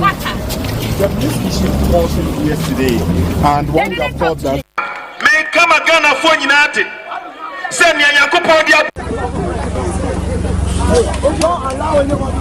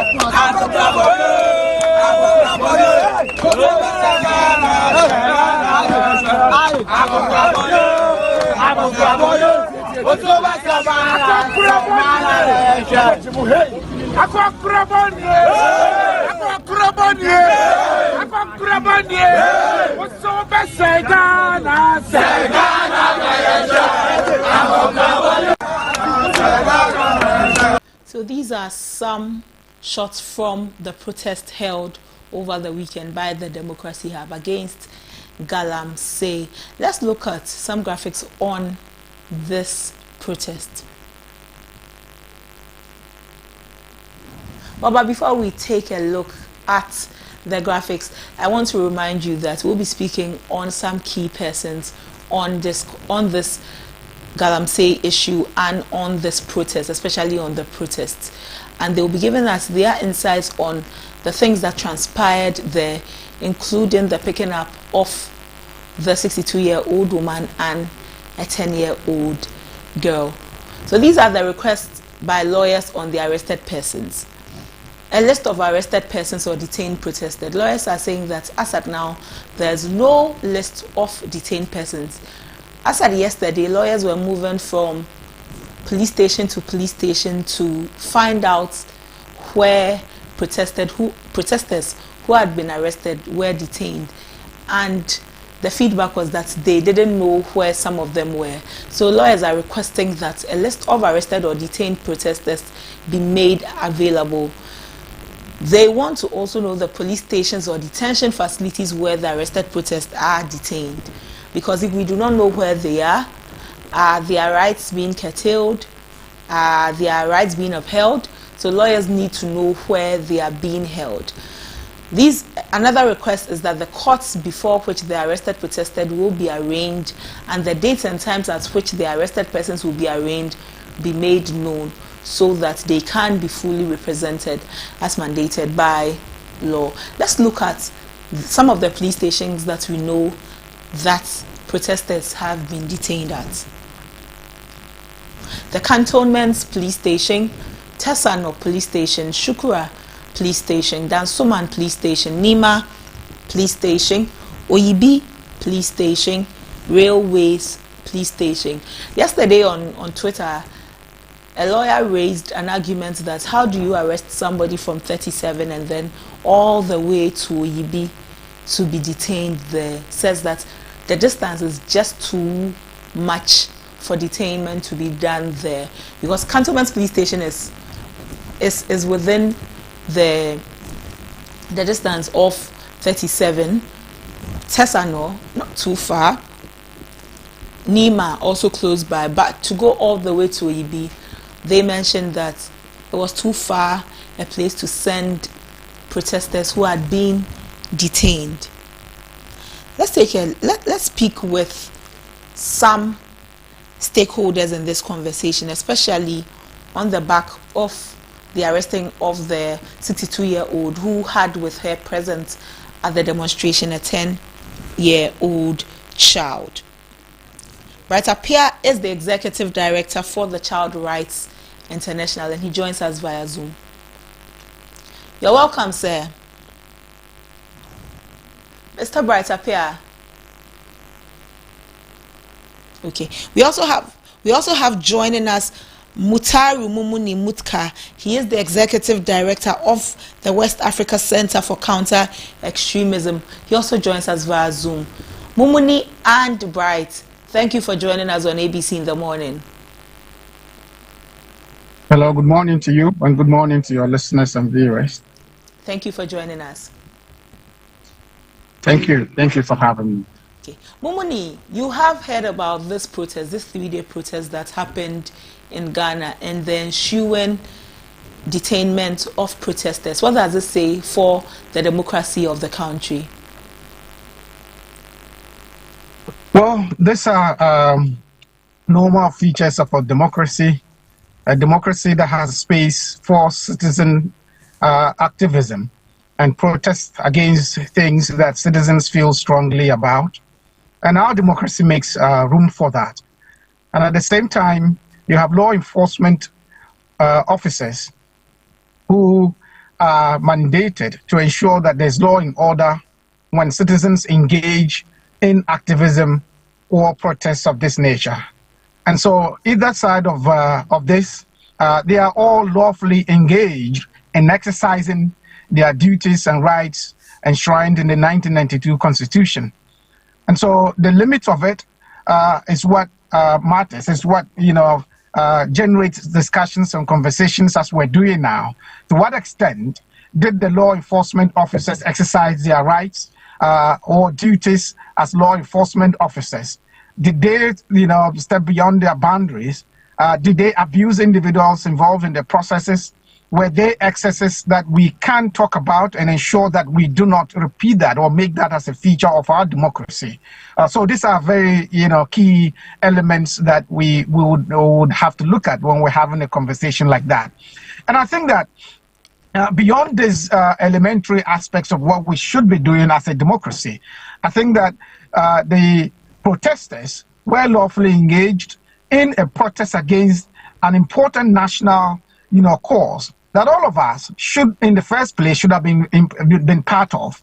And to the extent that we have allowed our nation to be plundered, to engage in this level of environmental disaster, it requires some level of vigilante protest, a protest that is significant enough, that is certain enough, that is provocative enough to elicit response from state actors. And that's probably what we're seeing, a small group of individuals who are determined to ensure that the state responds to their grievances or the concerns of citizens when it comes to issues like Galam said. Okay. Momoni, there seems to be a disregard for our security services, especially the police, and some intolerance towards them in conversations about demonstrations. So much so that now persons are becoming quite disaffected by what the police does. Whether the police says you can or you can't, they go ahead to do what they want to do. Doesn't bode well for us, especially as we are entering into the 2024 elections. Well, when you decide to engage in a demonstration, you are required by the Public Order Act to give a notice to the police, the Ghana Police, and that notice would allow the Ghana Police Service to either provide security services for you to ensure that there's law and order in the process or in the exercise of that right. It does not necessarily say you need permission from the service. You need to just notify them. And in the process, if any acts seem to undermine, rights or undermine the Constitution, they are obligated to ensure that they prevent escalation of that by arresting individuals involved in that. But what we're seeing appears to be abuse of that, duty by the law enforcement officers. I think that some of these are needless acts that are intended to intimidate or prevent citizens from exercising their legal rights enshrined in the Constitution. So, for instance, if they had allowed the Democracy Hub to protest or to engage in the protest, and I saw some videos that show that they did not engage in any provocative acts, and so it did not require the law enforcement officers to arrest any individual at that point. And so those things undermine democracy and undermine our faith in democracy, and all of us, are poorer for such things. And so I think that the law enforcement officers need to ensure that they protect the rights of citizens to protest. They protect the rights of citizens to engage in lawful demonstration and do not engage in provocative acts or acts that essentially is abuse of office or abuse of the citizens' rights, as we saw in this case. On the way they conduct themselves during the demonstrations, is that what it means?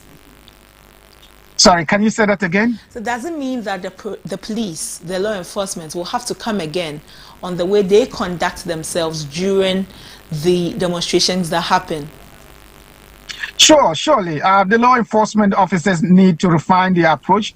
They need to, be more tolerant of citizens' protests, and they need to act within the law. And I think that in this case, they're abusing the rights and they're abusing their office. Okay. Well, Bright Appiah, who is the executive director of the Child's Rights International, also joins us on Zoom. Bright, you're welcome. Hello, Bright, you're welcome.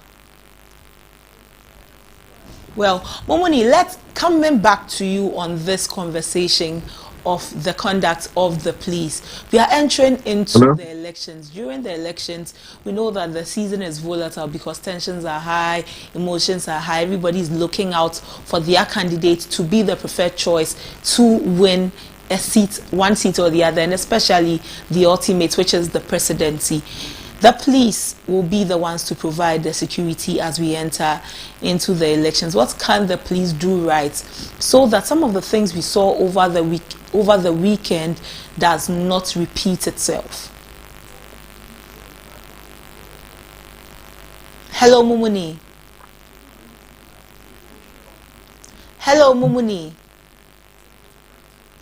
Well, Bright Appiah, the executive director for the Child's Rights International.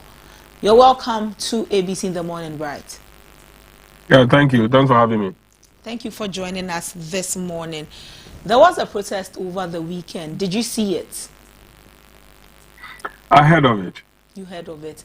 And in the conversation surrounding the protest, a 62-year-old woman was picked up, and with her was a 10-year-old child who was also picked up. We know that under the law, a child cannot be arrested. However, when the 62-year-old woman was picked up, she was with her. How does the Child's Rights International take this news? Well, when we heard of it, we did our investigation, and it's a bit complex in terms of the presence of the child in the whole demonstration. So it's a bit difficult for us to come to the conclusion that the child was arrested, and then also whether or not the grandmother allowed the child to also participate in the protest. So these are matters that we should be able to place value on to determine whether the conduct of the grandmother is something to comment on, or the behavior of the police is in the right direction. And because the reason is that in our laws, there is nowhere written that a child one cannot participate in demonstration. The child do have a right to participation, but there is a limit to which the child can participate. And in that participation, the law is clear that the child should participate in matters that concerns the child.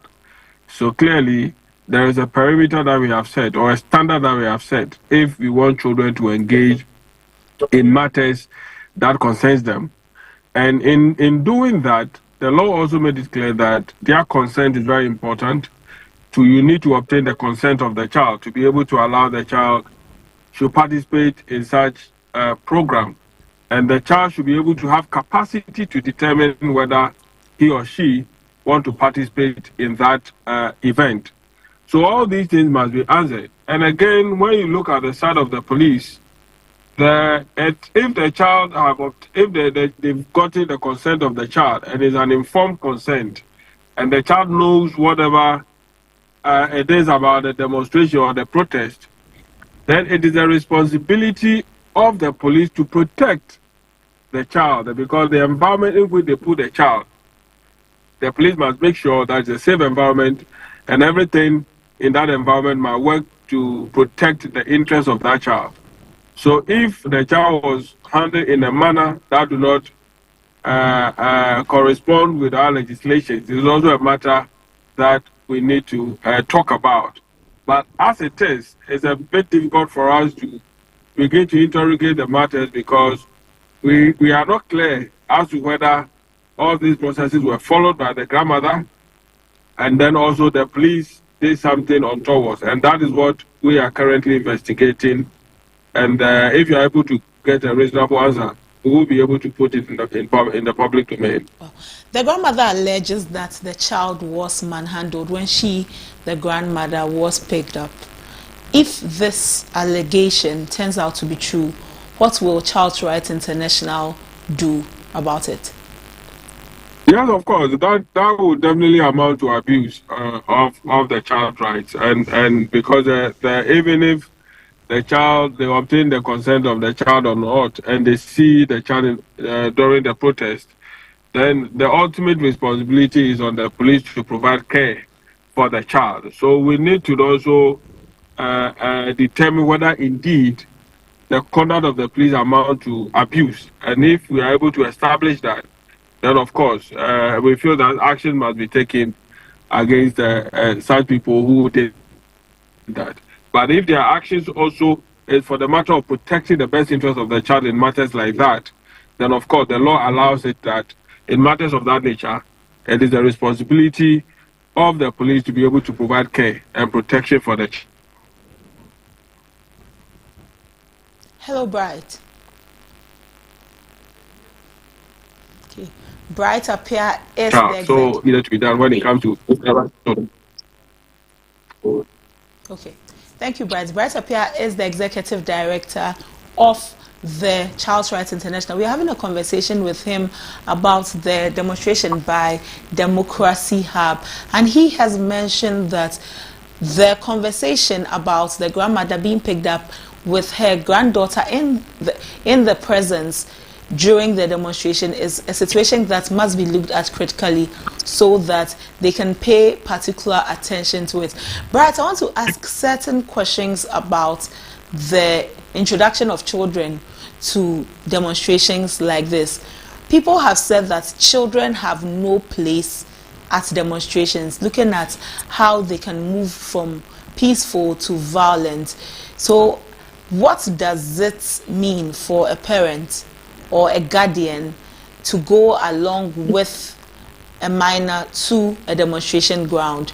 Should they not be worried that anything can happen and so they must not go with them? Of course, that is why I'm particular about the way and manner the child got to that place, and then what really informed the grandmother for the child to be in her company for such an event, knowing that the environment will be hostile to children. Because one of the things that the law, as people towards children, is to make sure that anywhere children find themselves, the environment will be safe, and then the system will be able to protect them. So as a parent, you also need to have that at the back.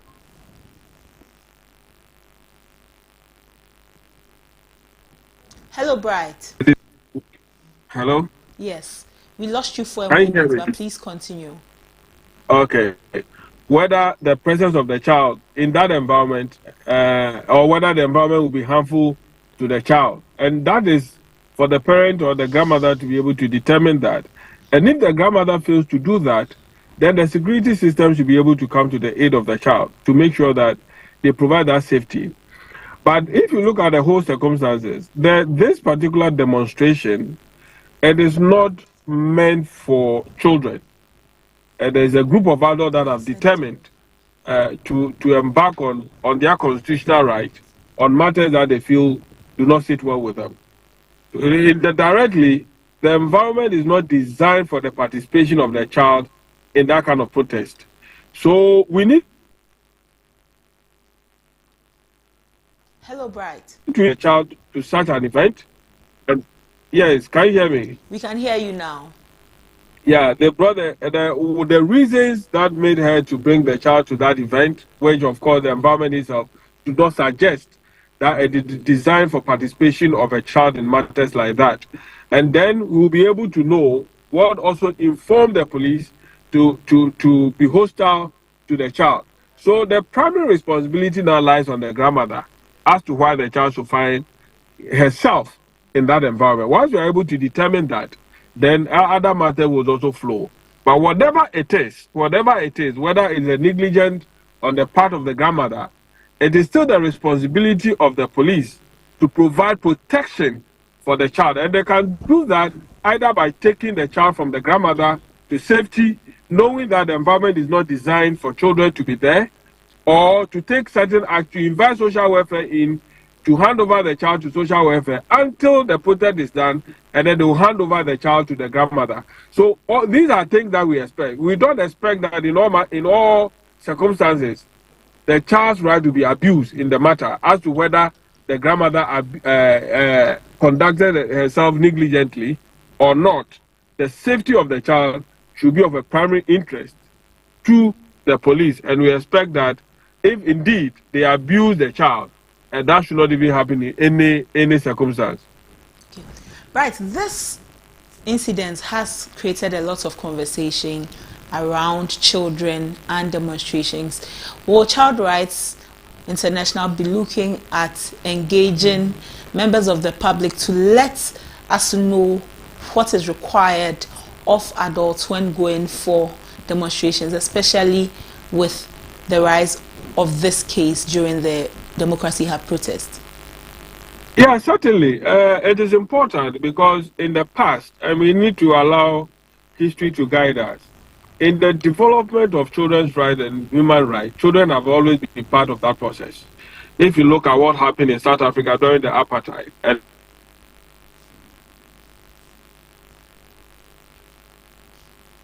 children were instrumental in the whole apartheid regime. You look at the Arab Spring, children. Hello, Mr. Pierre. In the Arab Spring and all that.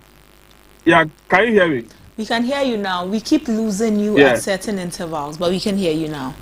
Yes, I think calls do come true, so I'm sorry for that. If you look at the Arab Spring, children participated in it, and they were very instrumental. So the issue of children participating in protests and demonstrations, historically, it has been established. And in most cases where children participate in demonstrations, it leads to a lot of reforms, and the world attention is drawn to it. So we cannot take away the fact that children can participate in the environment. But what is important is that we need to look at the circumstances under which children can participate in demonstrations and protests. And historically, children in Ghana are not so enthused about participating in such events, so it will be difficult for children to mobilize themselves and say that we are going on a demonstration.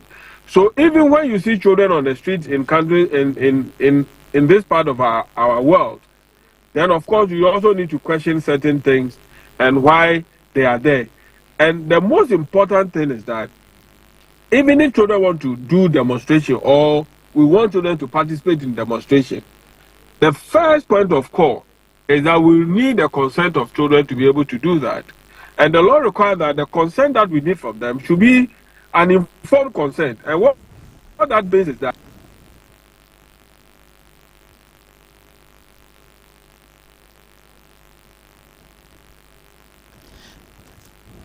Bright, your sound seems to have fallen, so we are unable to hear you.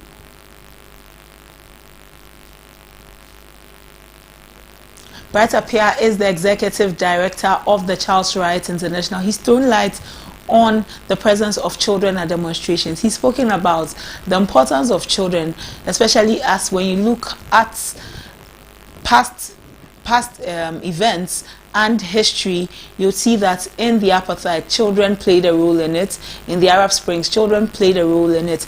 And by the presence of children, there was international recognition of what happened. However, the law states clearly what must be done before a child must engage in a protest. And that was what he was explaining before the call dropped. We'll look at establishing contact with him to see what is needed for a child, how the child is better placed in situations like this, and how law enforcement can also protect children who are found at protests or in situations like this. The Democracy Hub held a 3-day protest against Galamsey in Ghana.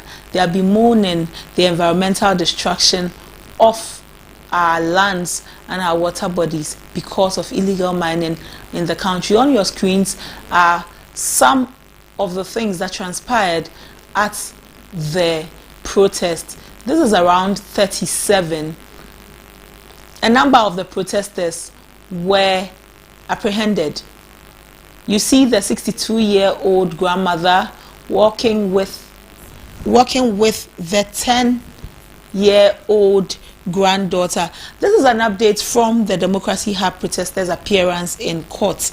Lawyers say that they are on standby for the detained persons to be processed for court. When we started, you remember saying that lawyers were looking for where some of the detainees were, because as at yesterday, the lawyers were saying that they did not know where some of the protesters who had been detained were sent to, which police stations they had been detained as.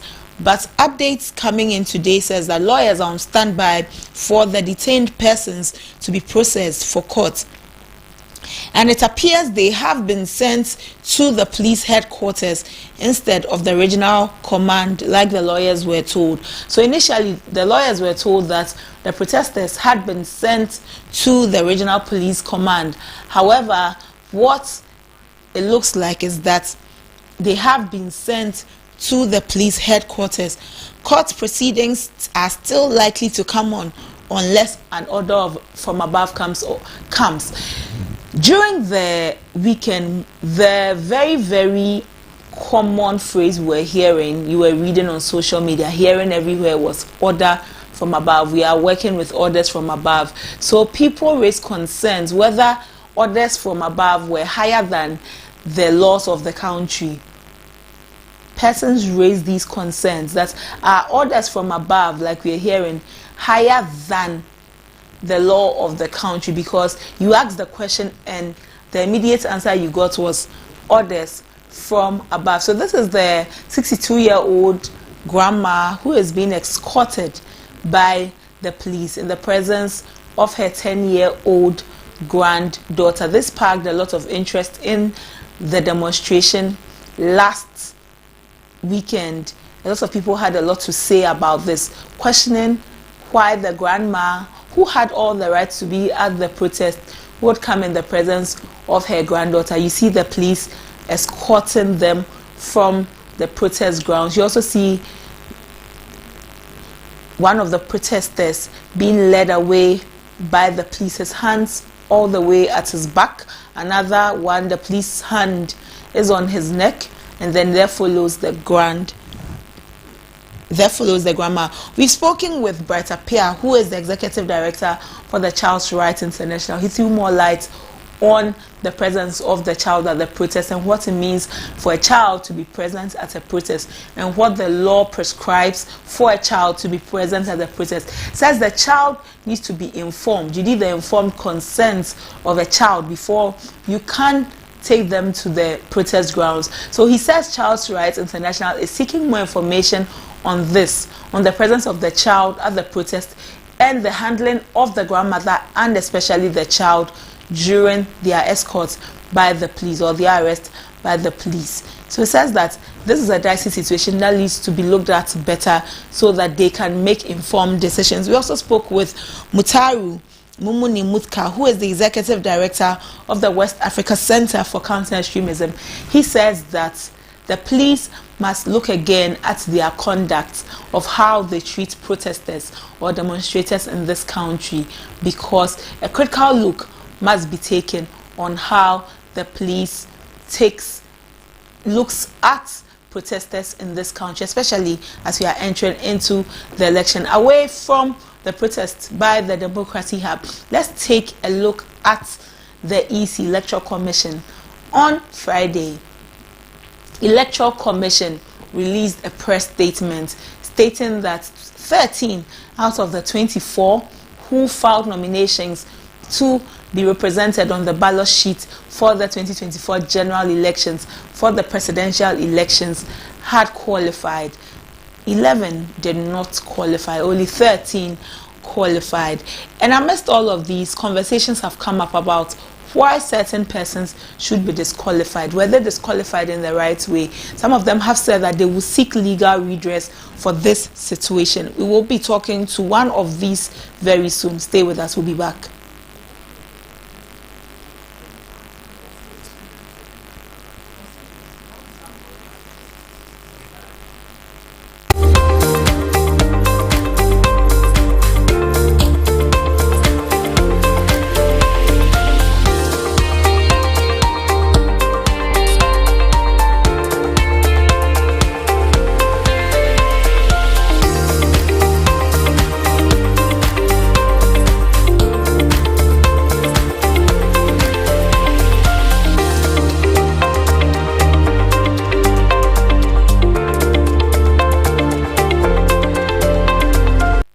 Thank you for staying with us. Janet Nabla filed to represent the PNP at the 2024 elections. However, she was disqualified. Let's speak with her.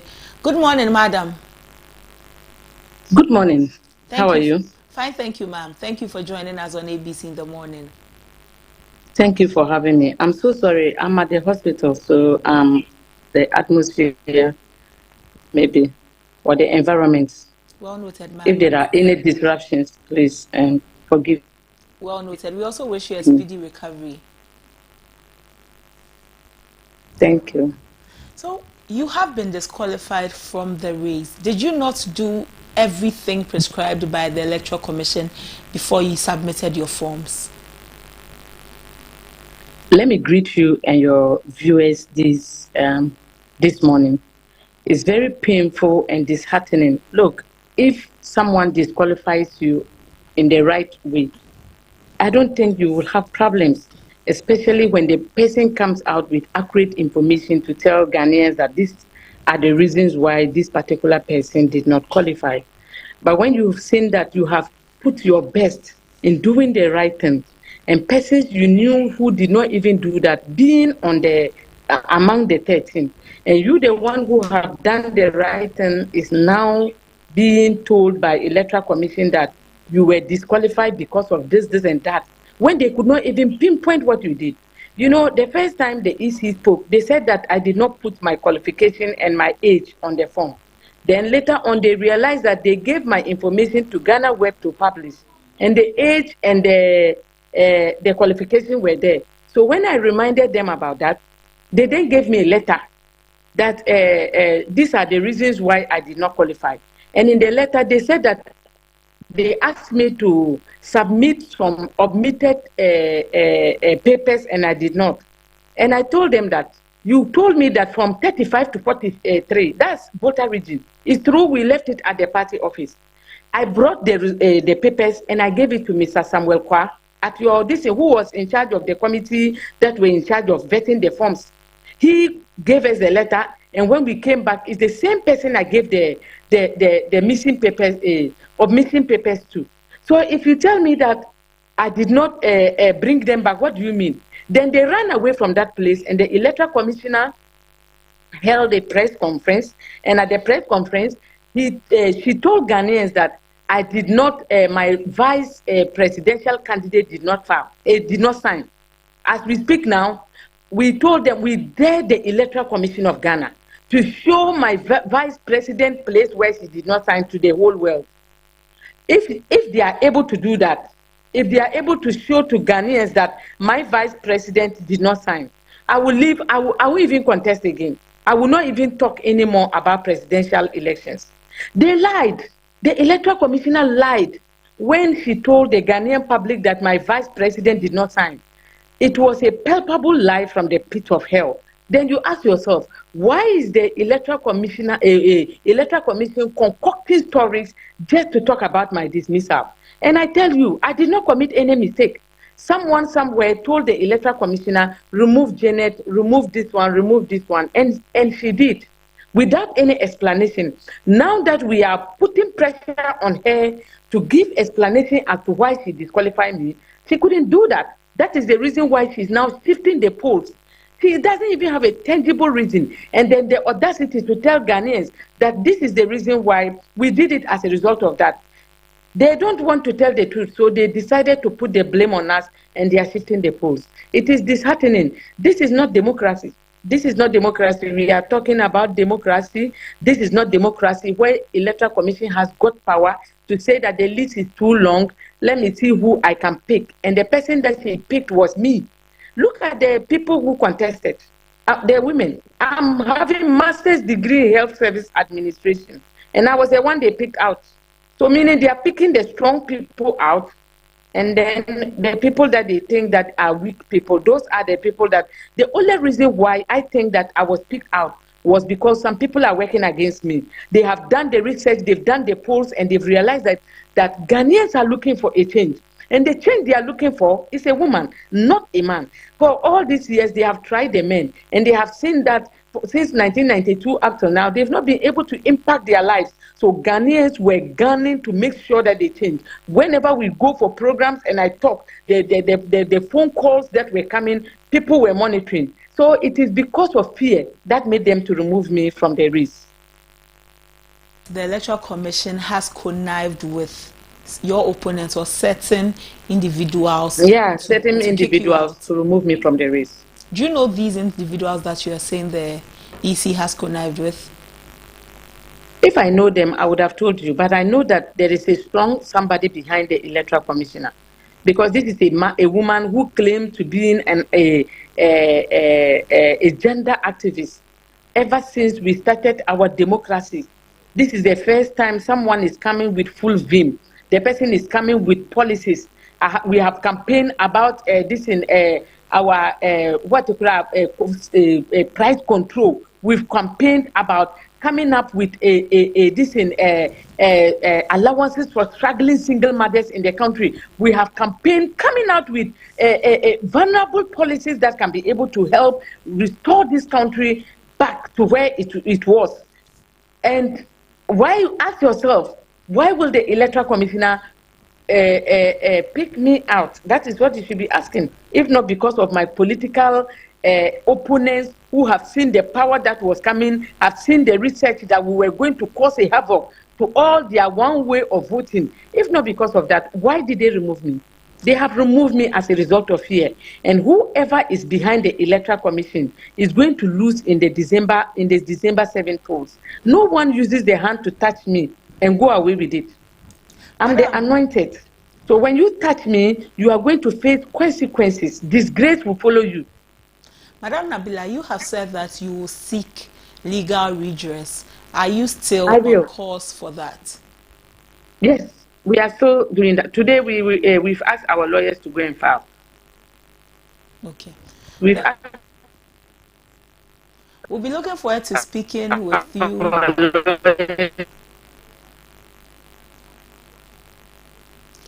In seeking legal redress, what are some of the charges, or what are some of the things you are looking at against the EC? What are you bringing? We want to get back. We want to get back into the ballot paper. That's what we want to get back into. Nothing else. That's number one. And then we are also asking the court to collect all those whom the 13 people Electoral Commission kept there, that they are those that have qualified. We know that some of them, we know this one, that some of them did not even get the 261 endorsement from the district. We know some of them too. Telephone numbers they've been using are not going through. They pick old forms they pick people's things without this. We know a whole lot of things. So we are asking the court to pick all those forms in addition to ours and do forensic audit on the forms. Can you tell us those people that you believe did not adequately fill the forms but are on the I said those 13 people they've kept on the DC. All of them. When we began the conversation, you said that you know persons on the form, on the ballot, who should not have been there but are on it. Can you tell us who those people are? That is why I'm saying that there are 13 people. I'm talking about them. All of them? One way or the other, all of them. All right. Ma'am, did EC give you a window to correct all of your mistakes, the mistakes that they believe you made? That's why I called your disqualification. Did they give you a window to correct them? with the talk telling me that my flag bearer did not sign. They never told me to correct that one. Nobody told me. No one called me from there. You know, the EC gave 5 days for people to do corrections. Hello, Madam Janet Nabila. They gave me my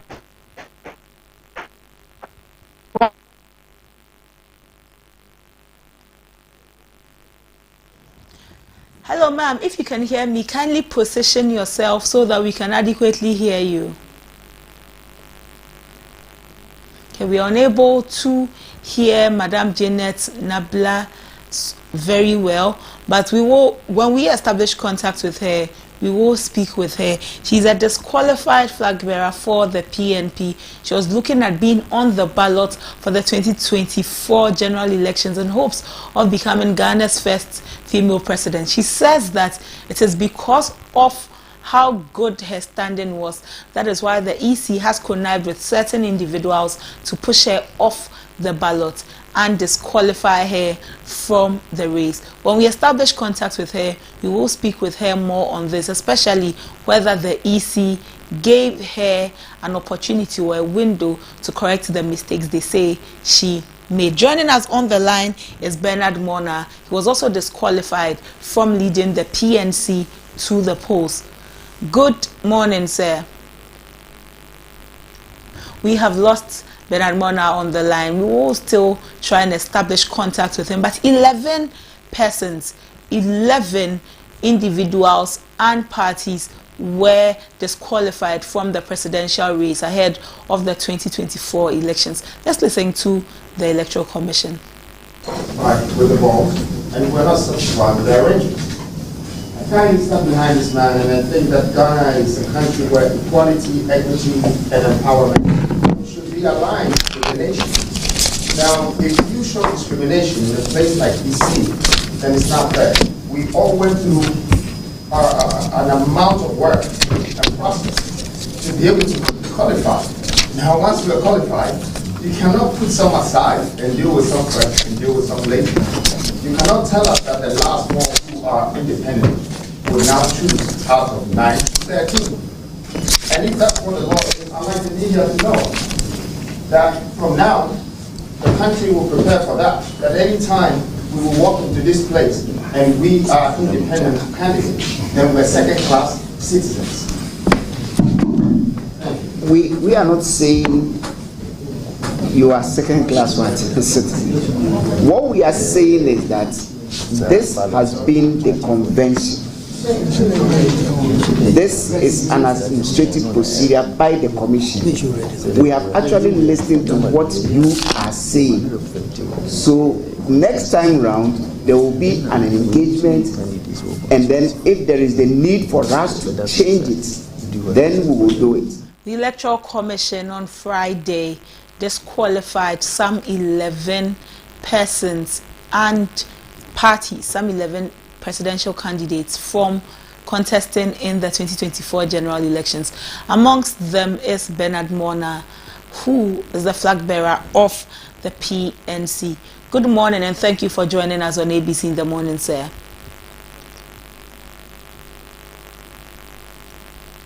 Hello, sir. Sir, kindly unmute your microphone so that we can adequately hear you.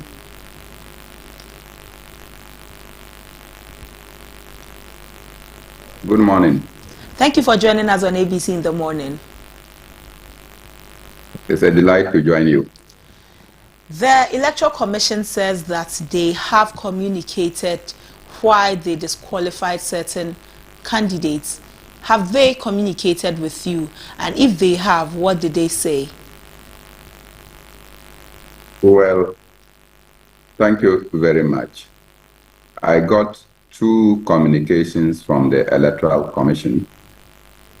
And the first communication, I think I should just send them to you. You may want to post them on the Zoom or on your page. The first communication I got was a letter that was sent to me by first an unknown person who on Saturday the 14th of September 2024 called me at 6:33 a.m. and indicated to me that he was called Samuel Kwa and he works for the committee of the Electoral Commission. So I asked the mission and he said he had sent me a letter. And I said, oh, I have not seen it. He indicated that he sent it via Vodafone or Telecel. So he will call me, so I will check. Subsequently, I saved the name as Samuel Kwa and I checked and I realized that he had sent me a letter. And the letter reads, dated September 13, 2024, Mr. Bernard Ambata Elemona, People's National Convention, Accra, Presidential Nomination Vetting Committee Report. I bring you greetings from the Presidential Nomination Committee and trust that this letter finds you well. The Nomination Committee has detected the underlisted anomalies with your nomination forms. 1. Incomplete particulars of supporters, pages 9, 10, 37, 39, 42, 46, 50. Remember they said 1, but there was no 2. Meanwhile, the commission is contacting your supporters to verify the authenticity of their consent to your nominations. You are required to come for your nomination forms today, Friday, 13th September 2024, and effect the needed corrections and resubmit by 2 p.m. on Saturday, 14th September 2024. We wish you well. Benjamin Bano Bio, Director, Electoral Services, copied chairperson. So this is the letter I received from the Electoral Commission. When did you receive the letter? I was called at 6:33 a.m. on Saturday. Saturday. But of course, on Saturday is the 14th. 14th. And but the date on the letter was 13th. And they were asking me to pick it up on the 13th. And resubmit on the 14th. But I picked the letter on the 14th. In fact, it was on the 14th in the morning at 6:33 that Banobio called me. I have the call log of our conversations. Now, on that same day, I was already out of Accra in the Volta region at Sugope, attending a funeral of one of my brothers. Then I instructed my general secretary to take the forms. So they picked the forms by 9 o'clock, and by 2 they had finished. And when they finished, I said, respond to their letter. And this is the response. We said, read Presidential Nomination Vetting Committee report. I acknowledge receipt of your letter with the above caption. I have sent these informations to you, so you can, when I'm talking, you can decide to place them. Permit me to state that my team and I have since corrected the errors and would resubmit the nomination forms to the Commission according to schedule. In the meantime, I extend my compliments to the Commission. Thank you. And it was signed for by the General Secretary on my behalf. Well, this is the letter. We have received the information that the documents that you have shared with us, and we will subsequently let our viewers see them too. Say as you were. So this is what they did. So when we submitted, I have been around. This was on the 14th, so we submitted everything that the Electoral Commission requested. And at 3:29 p.m. on the Saturday, I spoke to Mr. Samuel Kwa, who indicated to me that the corrected forms had been returned to the Commission. So if the... So my dear... Yes, sir. Please so go on. I have done what the Electoral Commission identified as anomalies on pages 9, 10, 37, 39, 42, 46, 50.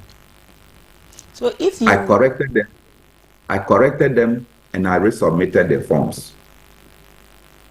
So a week later, they announced a list of those who had qualified. A week later, I saw on the social media handles of other candidates. Don't forget that the political space is too small.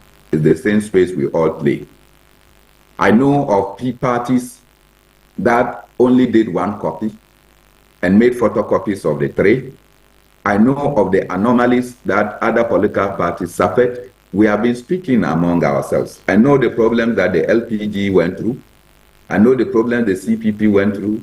I know the problems that the PPP went through. So, I mean, we are friends. This is the political market. So we are all playing inside the market. So we know each other. So when you have a problem, you ask the other person. I know the problem that the GCPP went through. I know why the GCPP forms were returned to them. Because we speak, we are friends, we are colleagues in the political space. So it is not like somebody somewhere. Now, having said this, everybody that was given the opportunity corrected theirs, like we did, and they returned them, and you admitted them.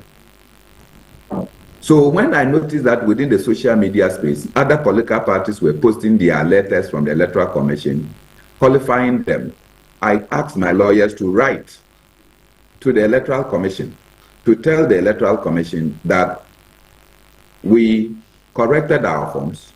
We are expecting them to give us a letter, but they have not. The letter from my lawyers got to the Electoral Commission at 11 a.m. on Friday, 20th September. All right, sir. We did not hear until 1:17 p.m. Just take note of the precision with which I'm mentioning these times. 1:17 p.m. Kisi Asante now sends me a WhatsApp. And when I read the WhatsApp, I saw that they have sent me, which letter I've also added to you. They have sent to me a letter, and this is the letter. Dear Sir, this 20th September, dear Sir, filing of nominations, disqualification from the 2024 presidential elections. I bring you greetings from the Electoral Commission and trust that this letter finds you well. On behalf of the Commission, I regret to inform you that following the review of your nomination form by the technical and IT teams established for this purpose, you unfortunately failed to qualify to contest as a presidential candidate in the 2024 presidential election. The teams identified several errors and omissions in your form, even though you were provided with an opportunity to correct same. We wish you better luck next time. Thank you. Yours faithfully, Mrs. Jane Mensah, Chairperson. So, sir, following all of these correspondence between you and the Electoral Commission, you are seeking legal redress after your disqualification. What are you No, I think that it is important for me to state this. Okay. Have you seen that they have not given particularities of whatever errors they claim that there are? Have you also noticed that in identifying the errors, the Electoral Commission did not involve me? I have been working with the Electoral Commission for a considerable time from 2003. Anytime presidential nomination forms are submitted to the Electoral Commission, the chairperson will designate a team to go through the forms with you. So whatever errors are identified, they point it out to you. And when there is time, you are asked to go and rectify them. This is the same Electoral Commission whose nomination forms, when they wanted to write sex on the candidate's personal records, they wrote 6. Okay? They wrote 6. Is it an error? Because sex is different from 6, isn't it? Hello? Yes, sir. Sex and 6, are they the same? No, they aren't. So it's an error, isn't it? It is. The Electoral Commission is allowed to carry on errors. They are not disqualified from performing the duties as Electoral Commission. So when the Electoral Commission on their own nomination forms can write A, B, C, D, instead of E, they go and write F. It's an anomaly, but it can be allowed to go. So granted that there were even mistakes, are those mistakes the mistakes that say that I am not qualified to be a presidential candidate? Because the law of Ghana says that you must be 40 years and above, you must be a citizen of Ghana, you must be a registered voter, and above all, you should be of sound mind. So if you introduce administrative issues, I cannot fathom how those should be the basis to disqualify somebody. See, I paid the filing fee in banker's draft. I paid all my taxes as evidenced by the tax clearance certificate I obtained. The Electoral Commission wanted whether I have any criminal record. I got the Ghana Police Service, its CID division, to conduct a thorough criminal investigations on me. And they wrote for me and for my vice presidential candidate and sent to the chairperson of the Electoral Commission. When it came to proof of my citizenship, I gave them my birth certificate, my passport, and my Ghana card. When it came to the issue of a voter, aside writing the voter ID card number, I still made photocopy of the documents. My dear, I complied fully with every law that is relevant for my qualification as a presidential candidate. This that the Electoral Commission is doing is alien to me. Mr. Mona, if you complied with every law and went about everything that was necessary and needed to qualify you, what then do you think is the factor that caused this disqualification? I don't know.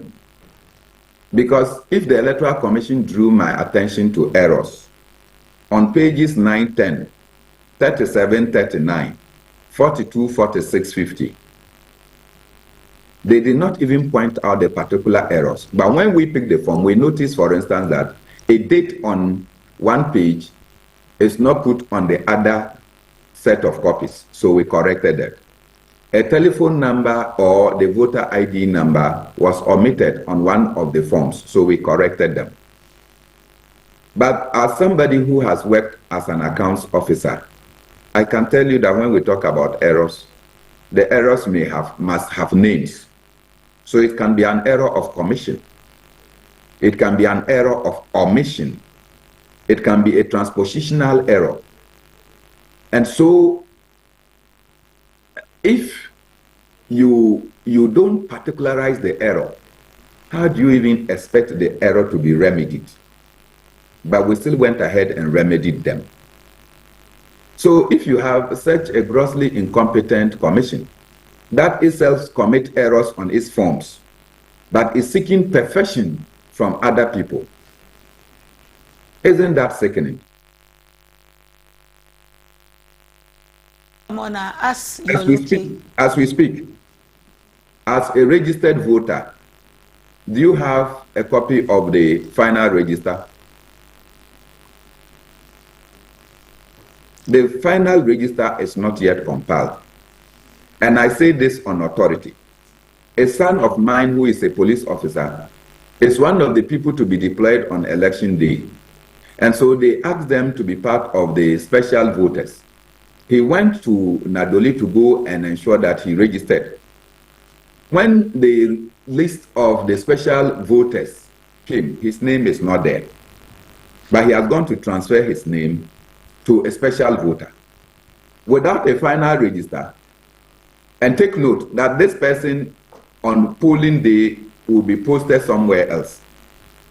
Not so. So he will not be available at his regular polling station to vote. Now that he has gone to transfer his vote and the vote is not captured, how is he going to be captured? So when the Electoral Commission has not even done a final voters register, doesn't that smack of gross incompetence and incapacity? Isn't that an anomaly? On the basis of these anomalies, have the people of Ghana disqualified the Electoral Commission from performing its duties? Not. So when you have crass incompetence, seeking perfection from another person, it beats one's imagination.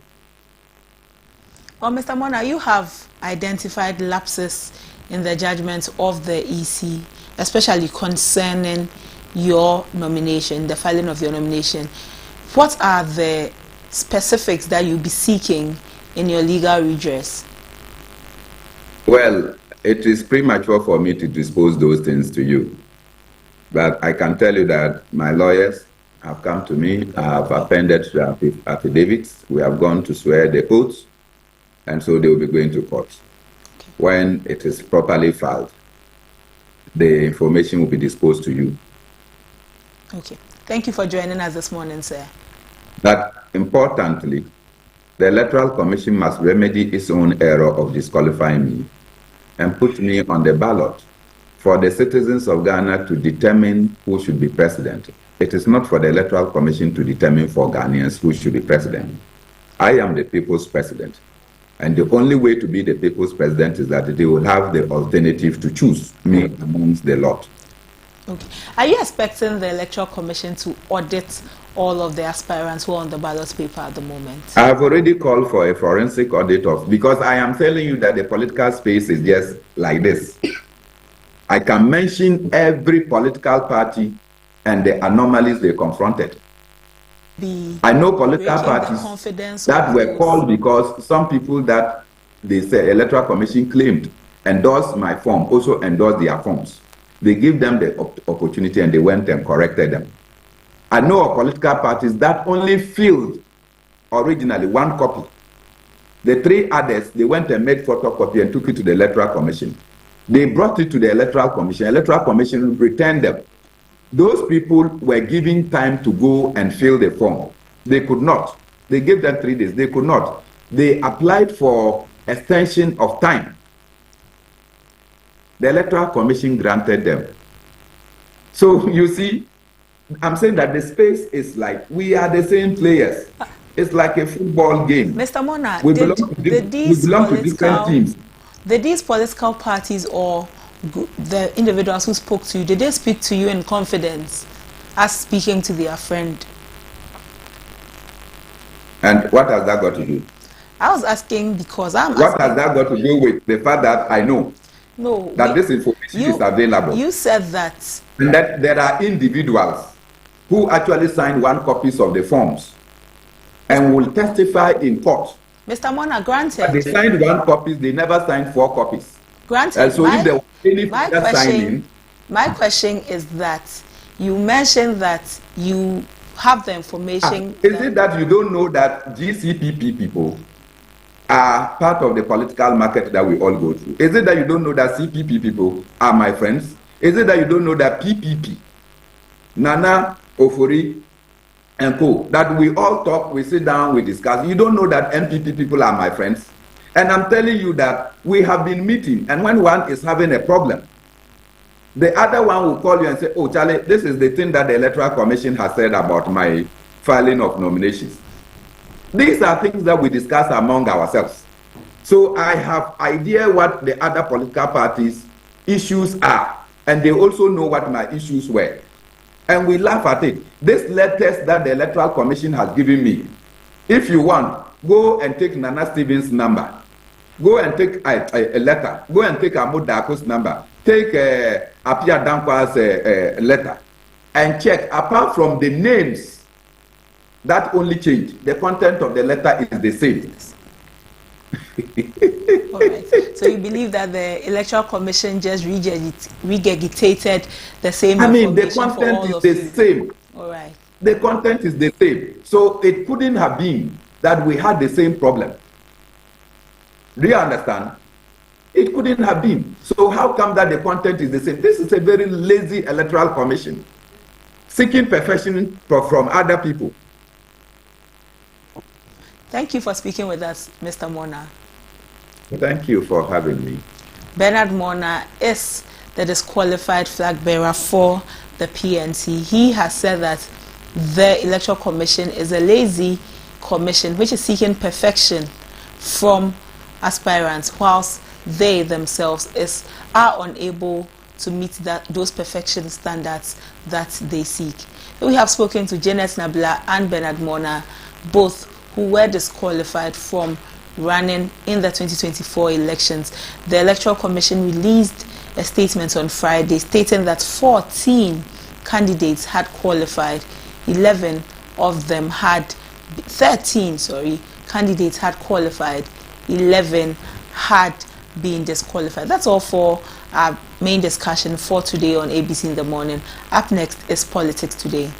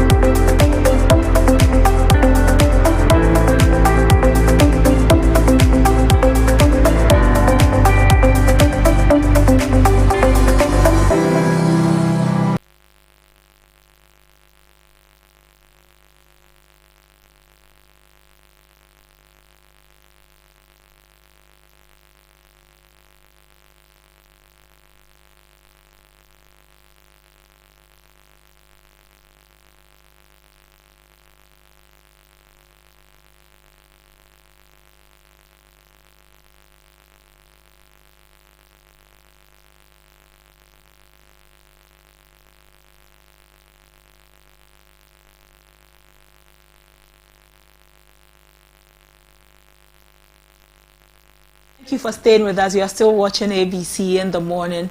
Up next is Politics Today. In Politics Today, we are looking at the issue, the disagreement over balloting at the Electoral Commission, and to see whether this is the time for reforms. On Friday, during the balloting for space on the ballot paper ahead of the 2024 elections, some disagreements cropped up. Nana Kwame Bediako, known as Cheddar, an independent candidate, at a point walked out of the balloting until he came back.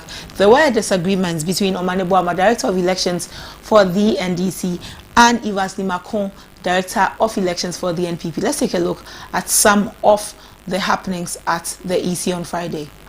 Who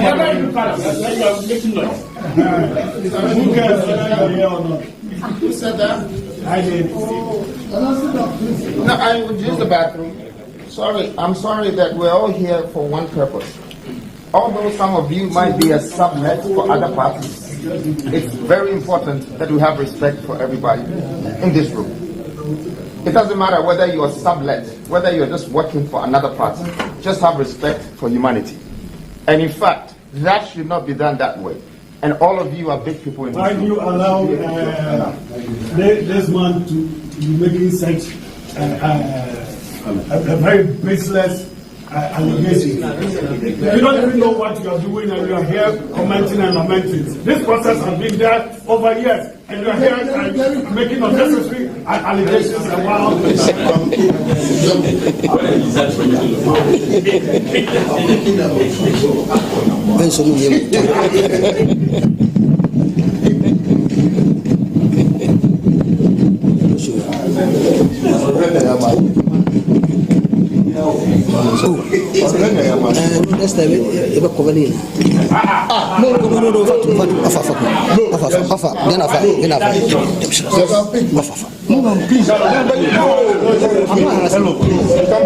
Allow the director to talk. Please. It's random picking, isn't it? Yes. I've not picked more than one. No. Hello? Don't touch. But it's not for you to give the terms of engagement. Please. Open this LSC. No! Don't go back.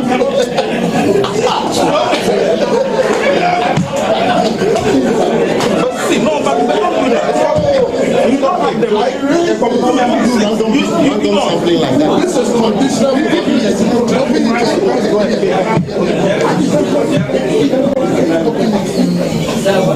Conditional probability. Ask Musa Dangwa. Please. No, but others should pick before I show mine. No. This one is even the order for picking. So yes. The other one. Chairman. Number one. One number. We want this for the second. Please give him the right to mention, so that we can record it. Show it and mention your number. So, at the second round, the New Patriotic Party representative for Dr. Mahmoud Bawumia will be the first to break. You were the first to file. So what number do you get? Number one. Thank you, MPP. This is followed by LBG.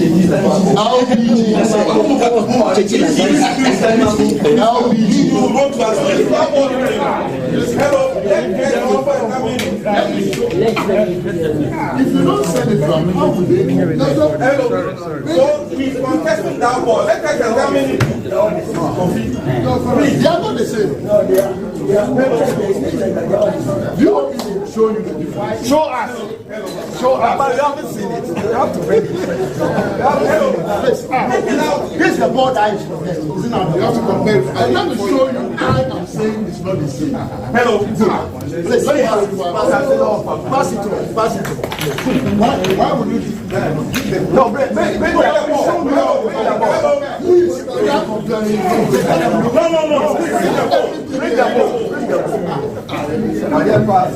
NDC.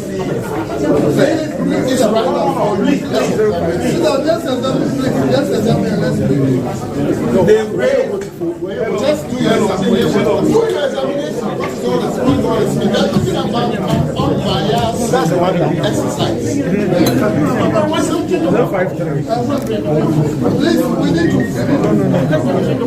All right. So, have you all compared? I want you to go around. But you can't tell what we should do. No, there's no difference. It's the same. It's the same. No, there's no difference. It's the same. There's nothing.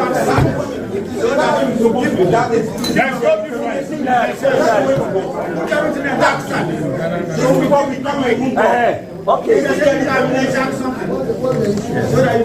has raised issue about the ball, and that ball has been taken out. We have to still be waiting. Is that the way we are waiting for a new ball? We are not waiting. Okay. Well, these are some of the disagreements that sprang up during the balloting for space on the ballot paper at the Electoral Commission last Friday. We want to take a look at this issue on balloting in Ghana and see whether there are needs for reforms or not. Speaking with us and joining us via phone is Dr. Samuel Efriye. He is a political strategist and he is a lecturer at the Kumasi Technical University. Good morning, sir. Thank you for joining us this morning. Yes, good morning, and good morning to your cherished viewers as well. Yes. Sir, the issue about disagreements during the balloting every time, is it that there is a problem that our law is not covering on balloting? Thank you very much. And once again, what I would like to say is that, you know, it was an unfortunate scene as some of us watched from, that is on TV, and how things were done in terms of our balloting for our presidential and parliamentary elections. And that was an unfortunate scene, and which has caused most of us to think of new ways trying to improve our balloting of our leaders. So I think that these conventions that has been done for all the past years, I think that was the convention that they have been trying to do. And that is what is causing. And I think because of this coming on TV, that most of us had an access to realize this unfortunate situation that happened. So what I think that there should be, the EC should come out with a certain procedure agreed by all the parties involved, at least the political parties and stakeholders, so that we can have a good system of what balloting of our presidential and parliamentary elections ahead of us, and also stakeholders as well, because it's just an unfortunate thing. And you know, I think one of the independent candidates even raised an issue that why is it that they separate the parties, that is the political parties, from the independent candidate. And it's because of how the system has been, because that is what they have been doing. And I think it's our time. We need to come up with a system where all of us will agree to a certain system of balloting. The current one is something that needs to be avoided and needs to be restructured and refocused for a new way. And I think the EC should come out and let us know how these things can be done through consultations with stakeholders and also political parties and people who are interested in our electoral process. And I think it needs to be considered as that. Dr. Friye, what is it about political parties that place them above independent candidates? Because at that moment, the political party is led by a person. The independent candidate is representing themselves, so to speak. So what is it about political parties that will say that let us give them prominence, or let us say that they ballot first before the independent candidates? Yes, sometimes when it comes to these political parties and independent candidates, the independent candidate, anybody can be an independent candidate without any structure. So I'm just speaking the mind of that is the EC in terms of categorization of the political parties and independent. I'm just trying to deduce from the way our political parties are being run with people's systems, structures, and ways of electing their parliamentary candidates and also their leaders. These are systems that they think that it gives prominence as against one or two people that will come as an independent. Independent candidate can be you and me. At least I can pick you as a presidential candidate, and then also pick anyone or as a vice candidate, and then we go around, and that is how, even though the requirement is the same, but they put premium to political parties because of how their systems or how they are being structured as compared to what these independent candidates. So that's why the issue has come for all of us to sit down to look at how we can make all of them equal. Because when you look at the criteria for them moving around, for them to be considered as a presidential candidate and also a vice candidate, see that the criteria is the same. The criteria is the same. They are all paying the same amount. If I'm paying 100,000, you're also paying 100,000. So they are all the same. So in that case, why is it that, as the question you asked, why is it that we have to treat this one different and that one different? So it seems that it has been a convention of how they all sat down as an IPAC, right? So it's through the IPAC that and other stakeholders that we need to restructure some of these kind of customs that they have been practicing. Because when you look at the LI of the that is the EC, you cannot, when you get to balloting, you cannot have a detailed procedure for how balloting is being conducted in our political system when it comes to some of these elections. And I think we all need to look at that critically so that it will not fall apart. Dr. Friye, looking at that, in your earlier submission, you mentioned that we need to take a look at certain reforms that can help the process. In your capacity as a political strategist, what are some of the reforms you would say the EC should look at so that we reduce the incidence of these issues or even blot it out of our electoral calendar at all? Yes, when you look at even personally, when you look at the number of people that are even contested, it gives much room for us to let excuse me to say, any other individual to come in.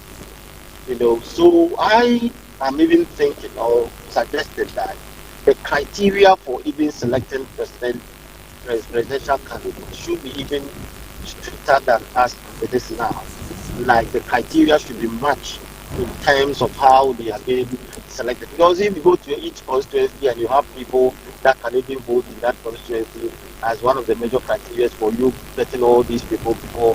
When these things were done, it was done immediately after the 1992 constitution, where the governance system was to ensure that we make things more easier. But as we are growing, we should have a system where things can be more stricter, so that we don't get, excuse me to say, anyone to come in so easily to just contest, because we need leaders that will change our country.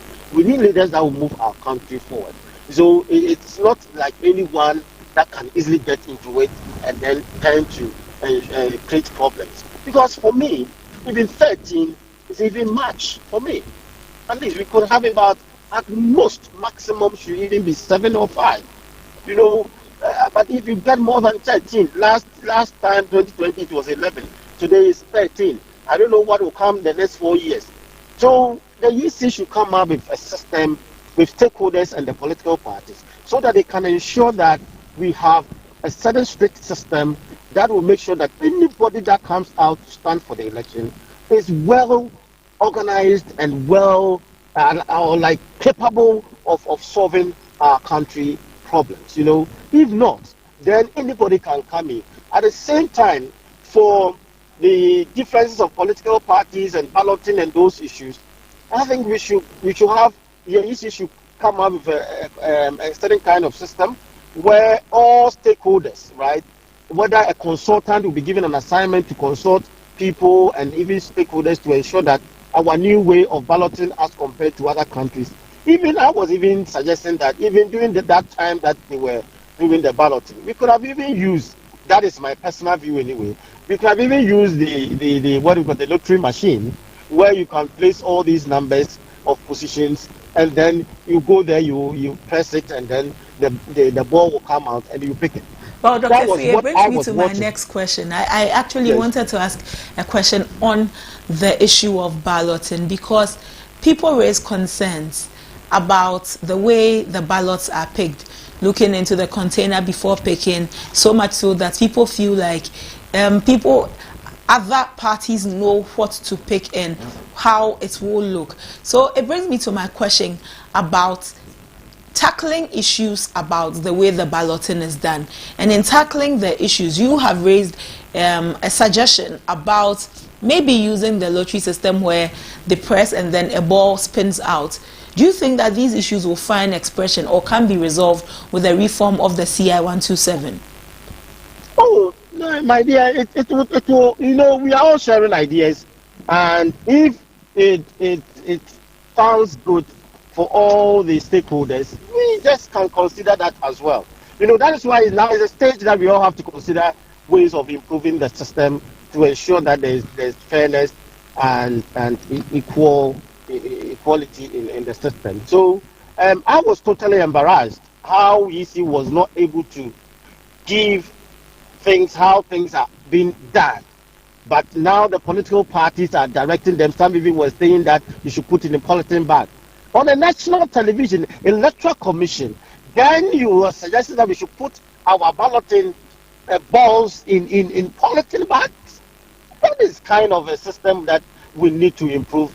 And because the EC was not prepared, the EC should come up with systems. The EC should come up with innovative ways of improving our system, but not based on these conventions. We appoint people to improve systems. So as I was watching, I was asking myself, so couldn't EC could have come up with any form of improving our balloting system, but rather using convention?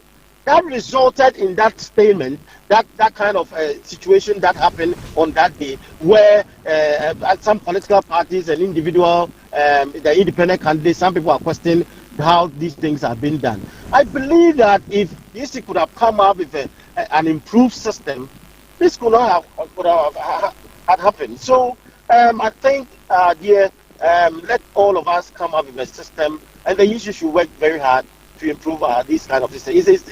It's totally unacceptable for us when it comes to balloting just to have these put them in politics, but people just looking through the thing like that, and then you know that is not how it should be done.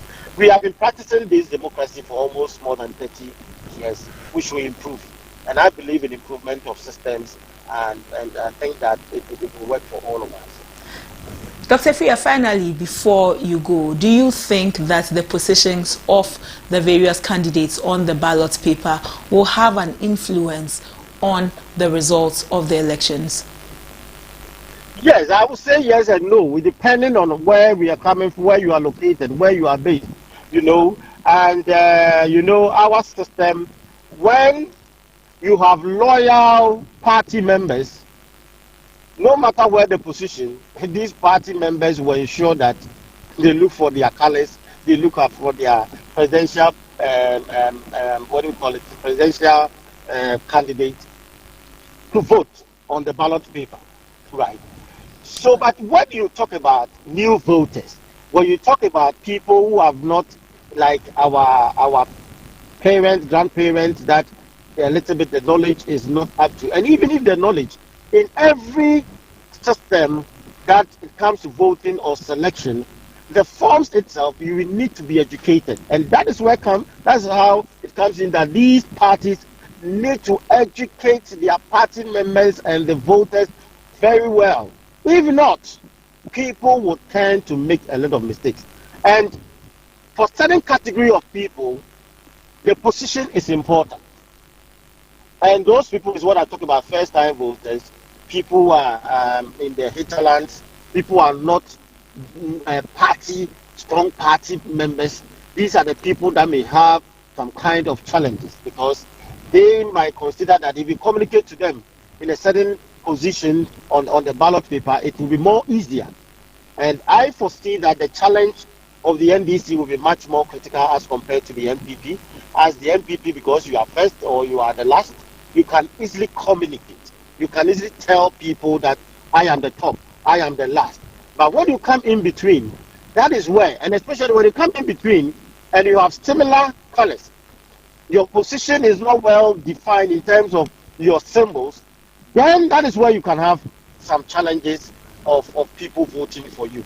So, and that is very, very critical. And I'm saying that the NDC will have a challenge, especially for their parliamentary candidate on the position of the ballot paper, because if somebody is the number one, automatically their parliamentary candidate moves to number one. So assuming that I'm in a certain kind of constituency and some people don't feel their parliamentary candidate, then I'm communicating to my citizens, that is the voters, that I'm number 8 as a presidential candidate. Vote for my parliamentary candidate. But of which that parliamentary candidate might not be the same as 8, might be at 4 or 5, because others might not power for what, like their position, that is the other political party. And that is where the issue might come in. So when you look at this, then you can easily conclude that when you are being the top, it gives you much advantage for your presidential candidate and also your parliamentary candidate.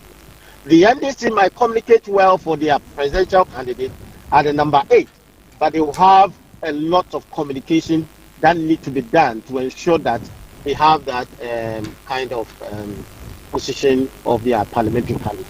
Thank you, Dr. Freer. My pleasure. Thank you.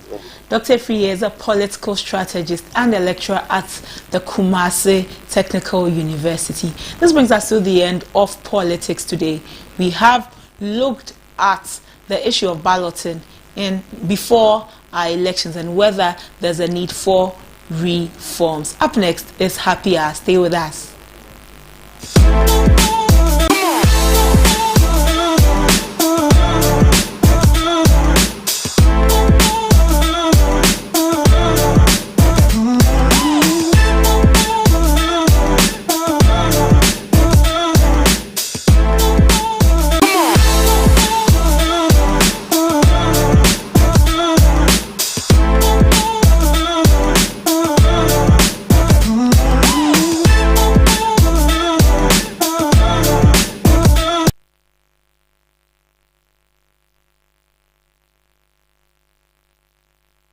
is where you're able to send your well wishes to your friends and loved ones. If you have any well wishes, if you want to send a message to a friend or a loved one, text us on WhatsApp 05099303600, 05099303600, and we will gladly, happily wish them for you.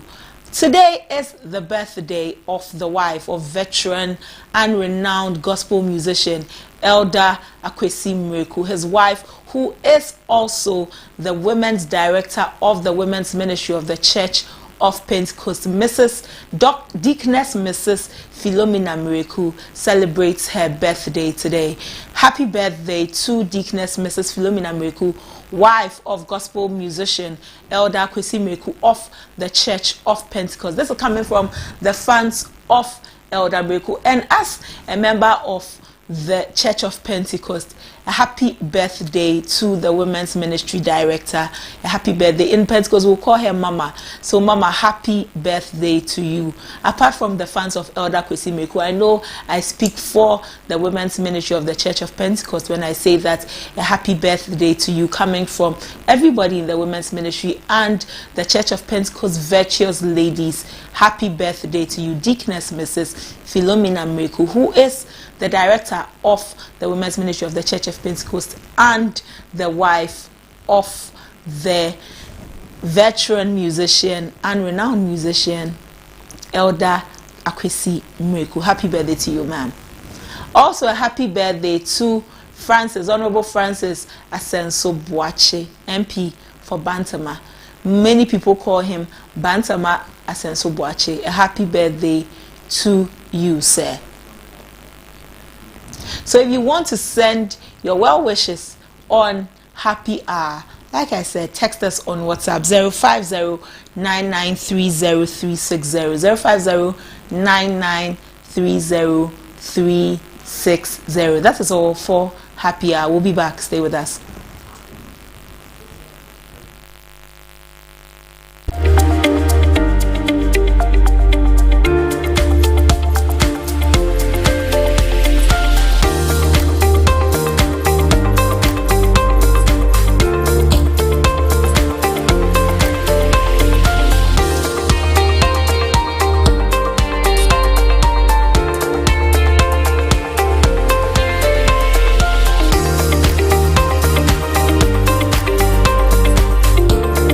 Before we leave you this morning, these are some updates from the protesters that were arrested and detained following the Democracy Hub protest against Galamsey. These are some of the updates we are picking. They said that the protesters are being taken to court and they have divided them into 10 groups.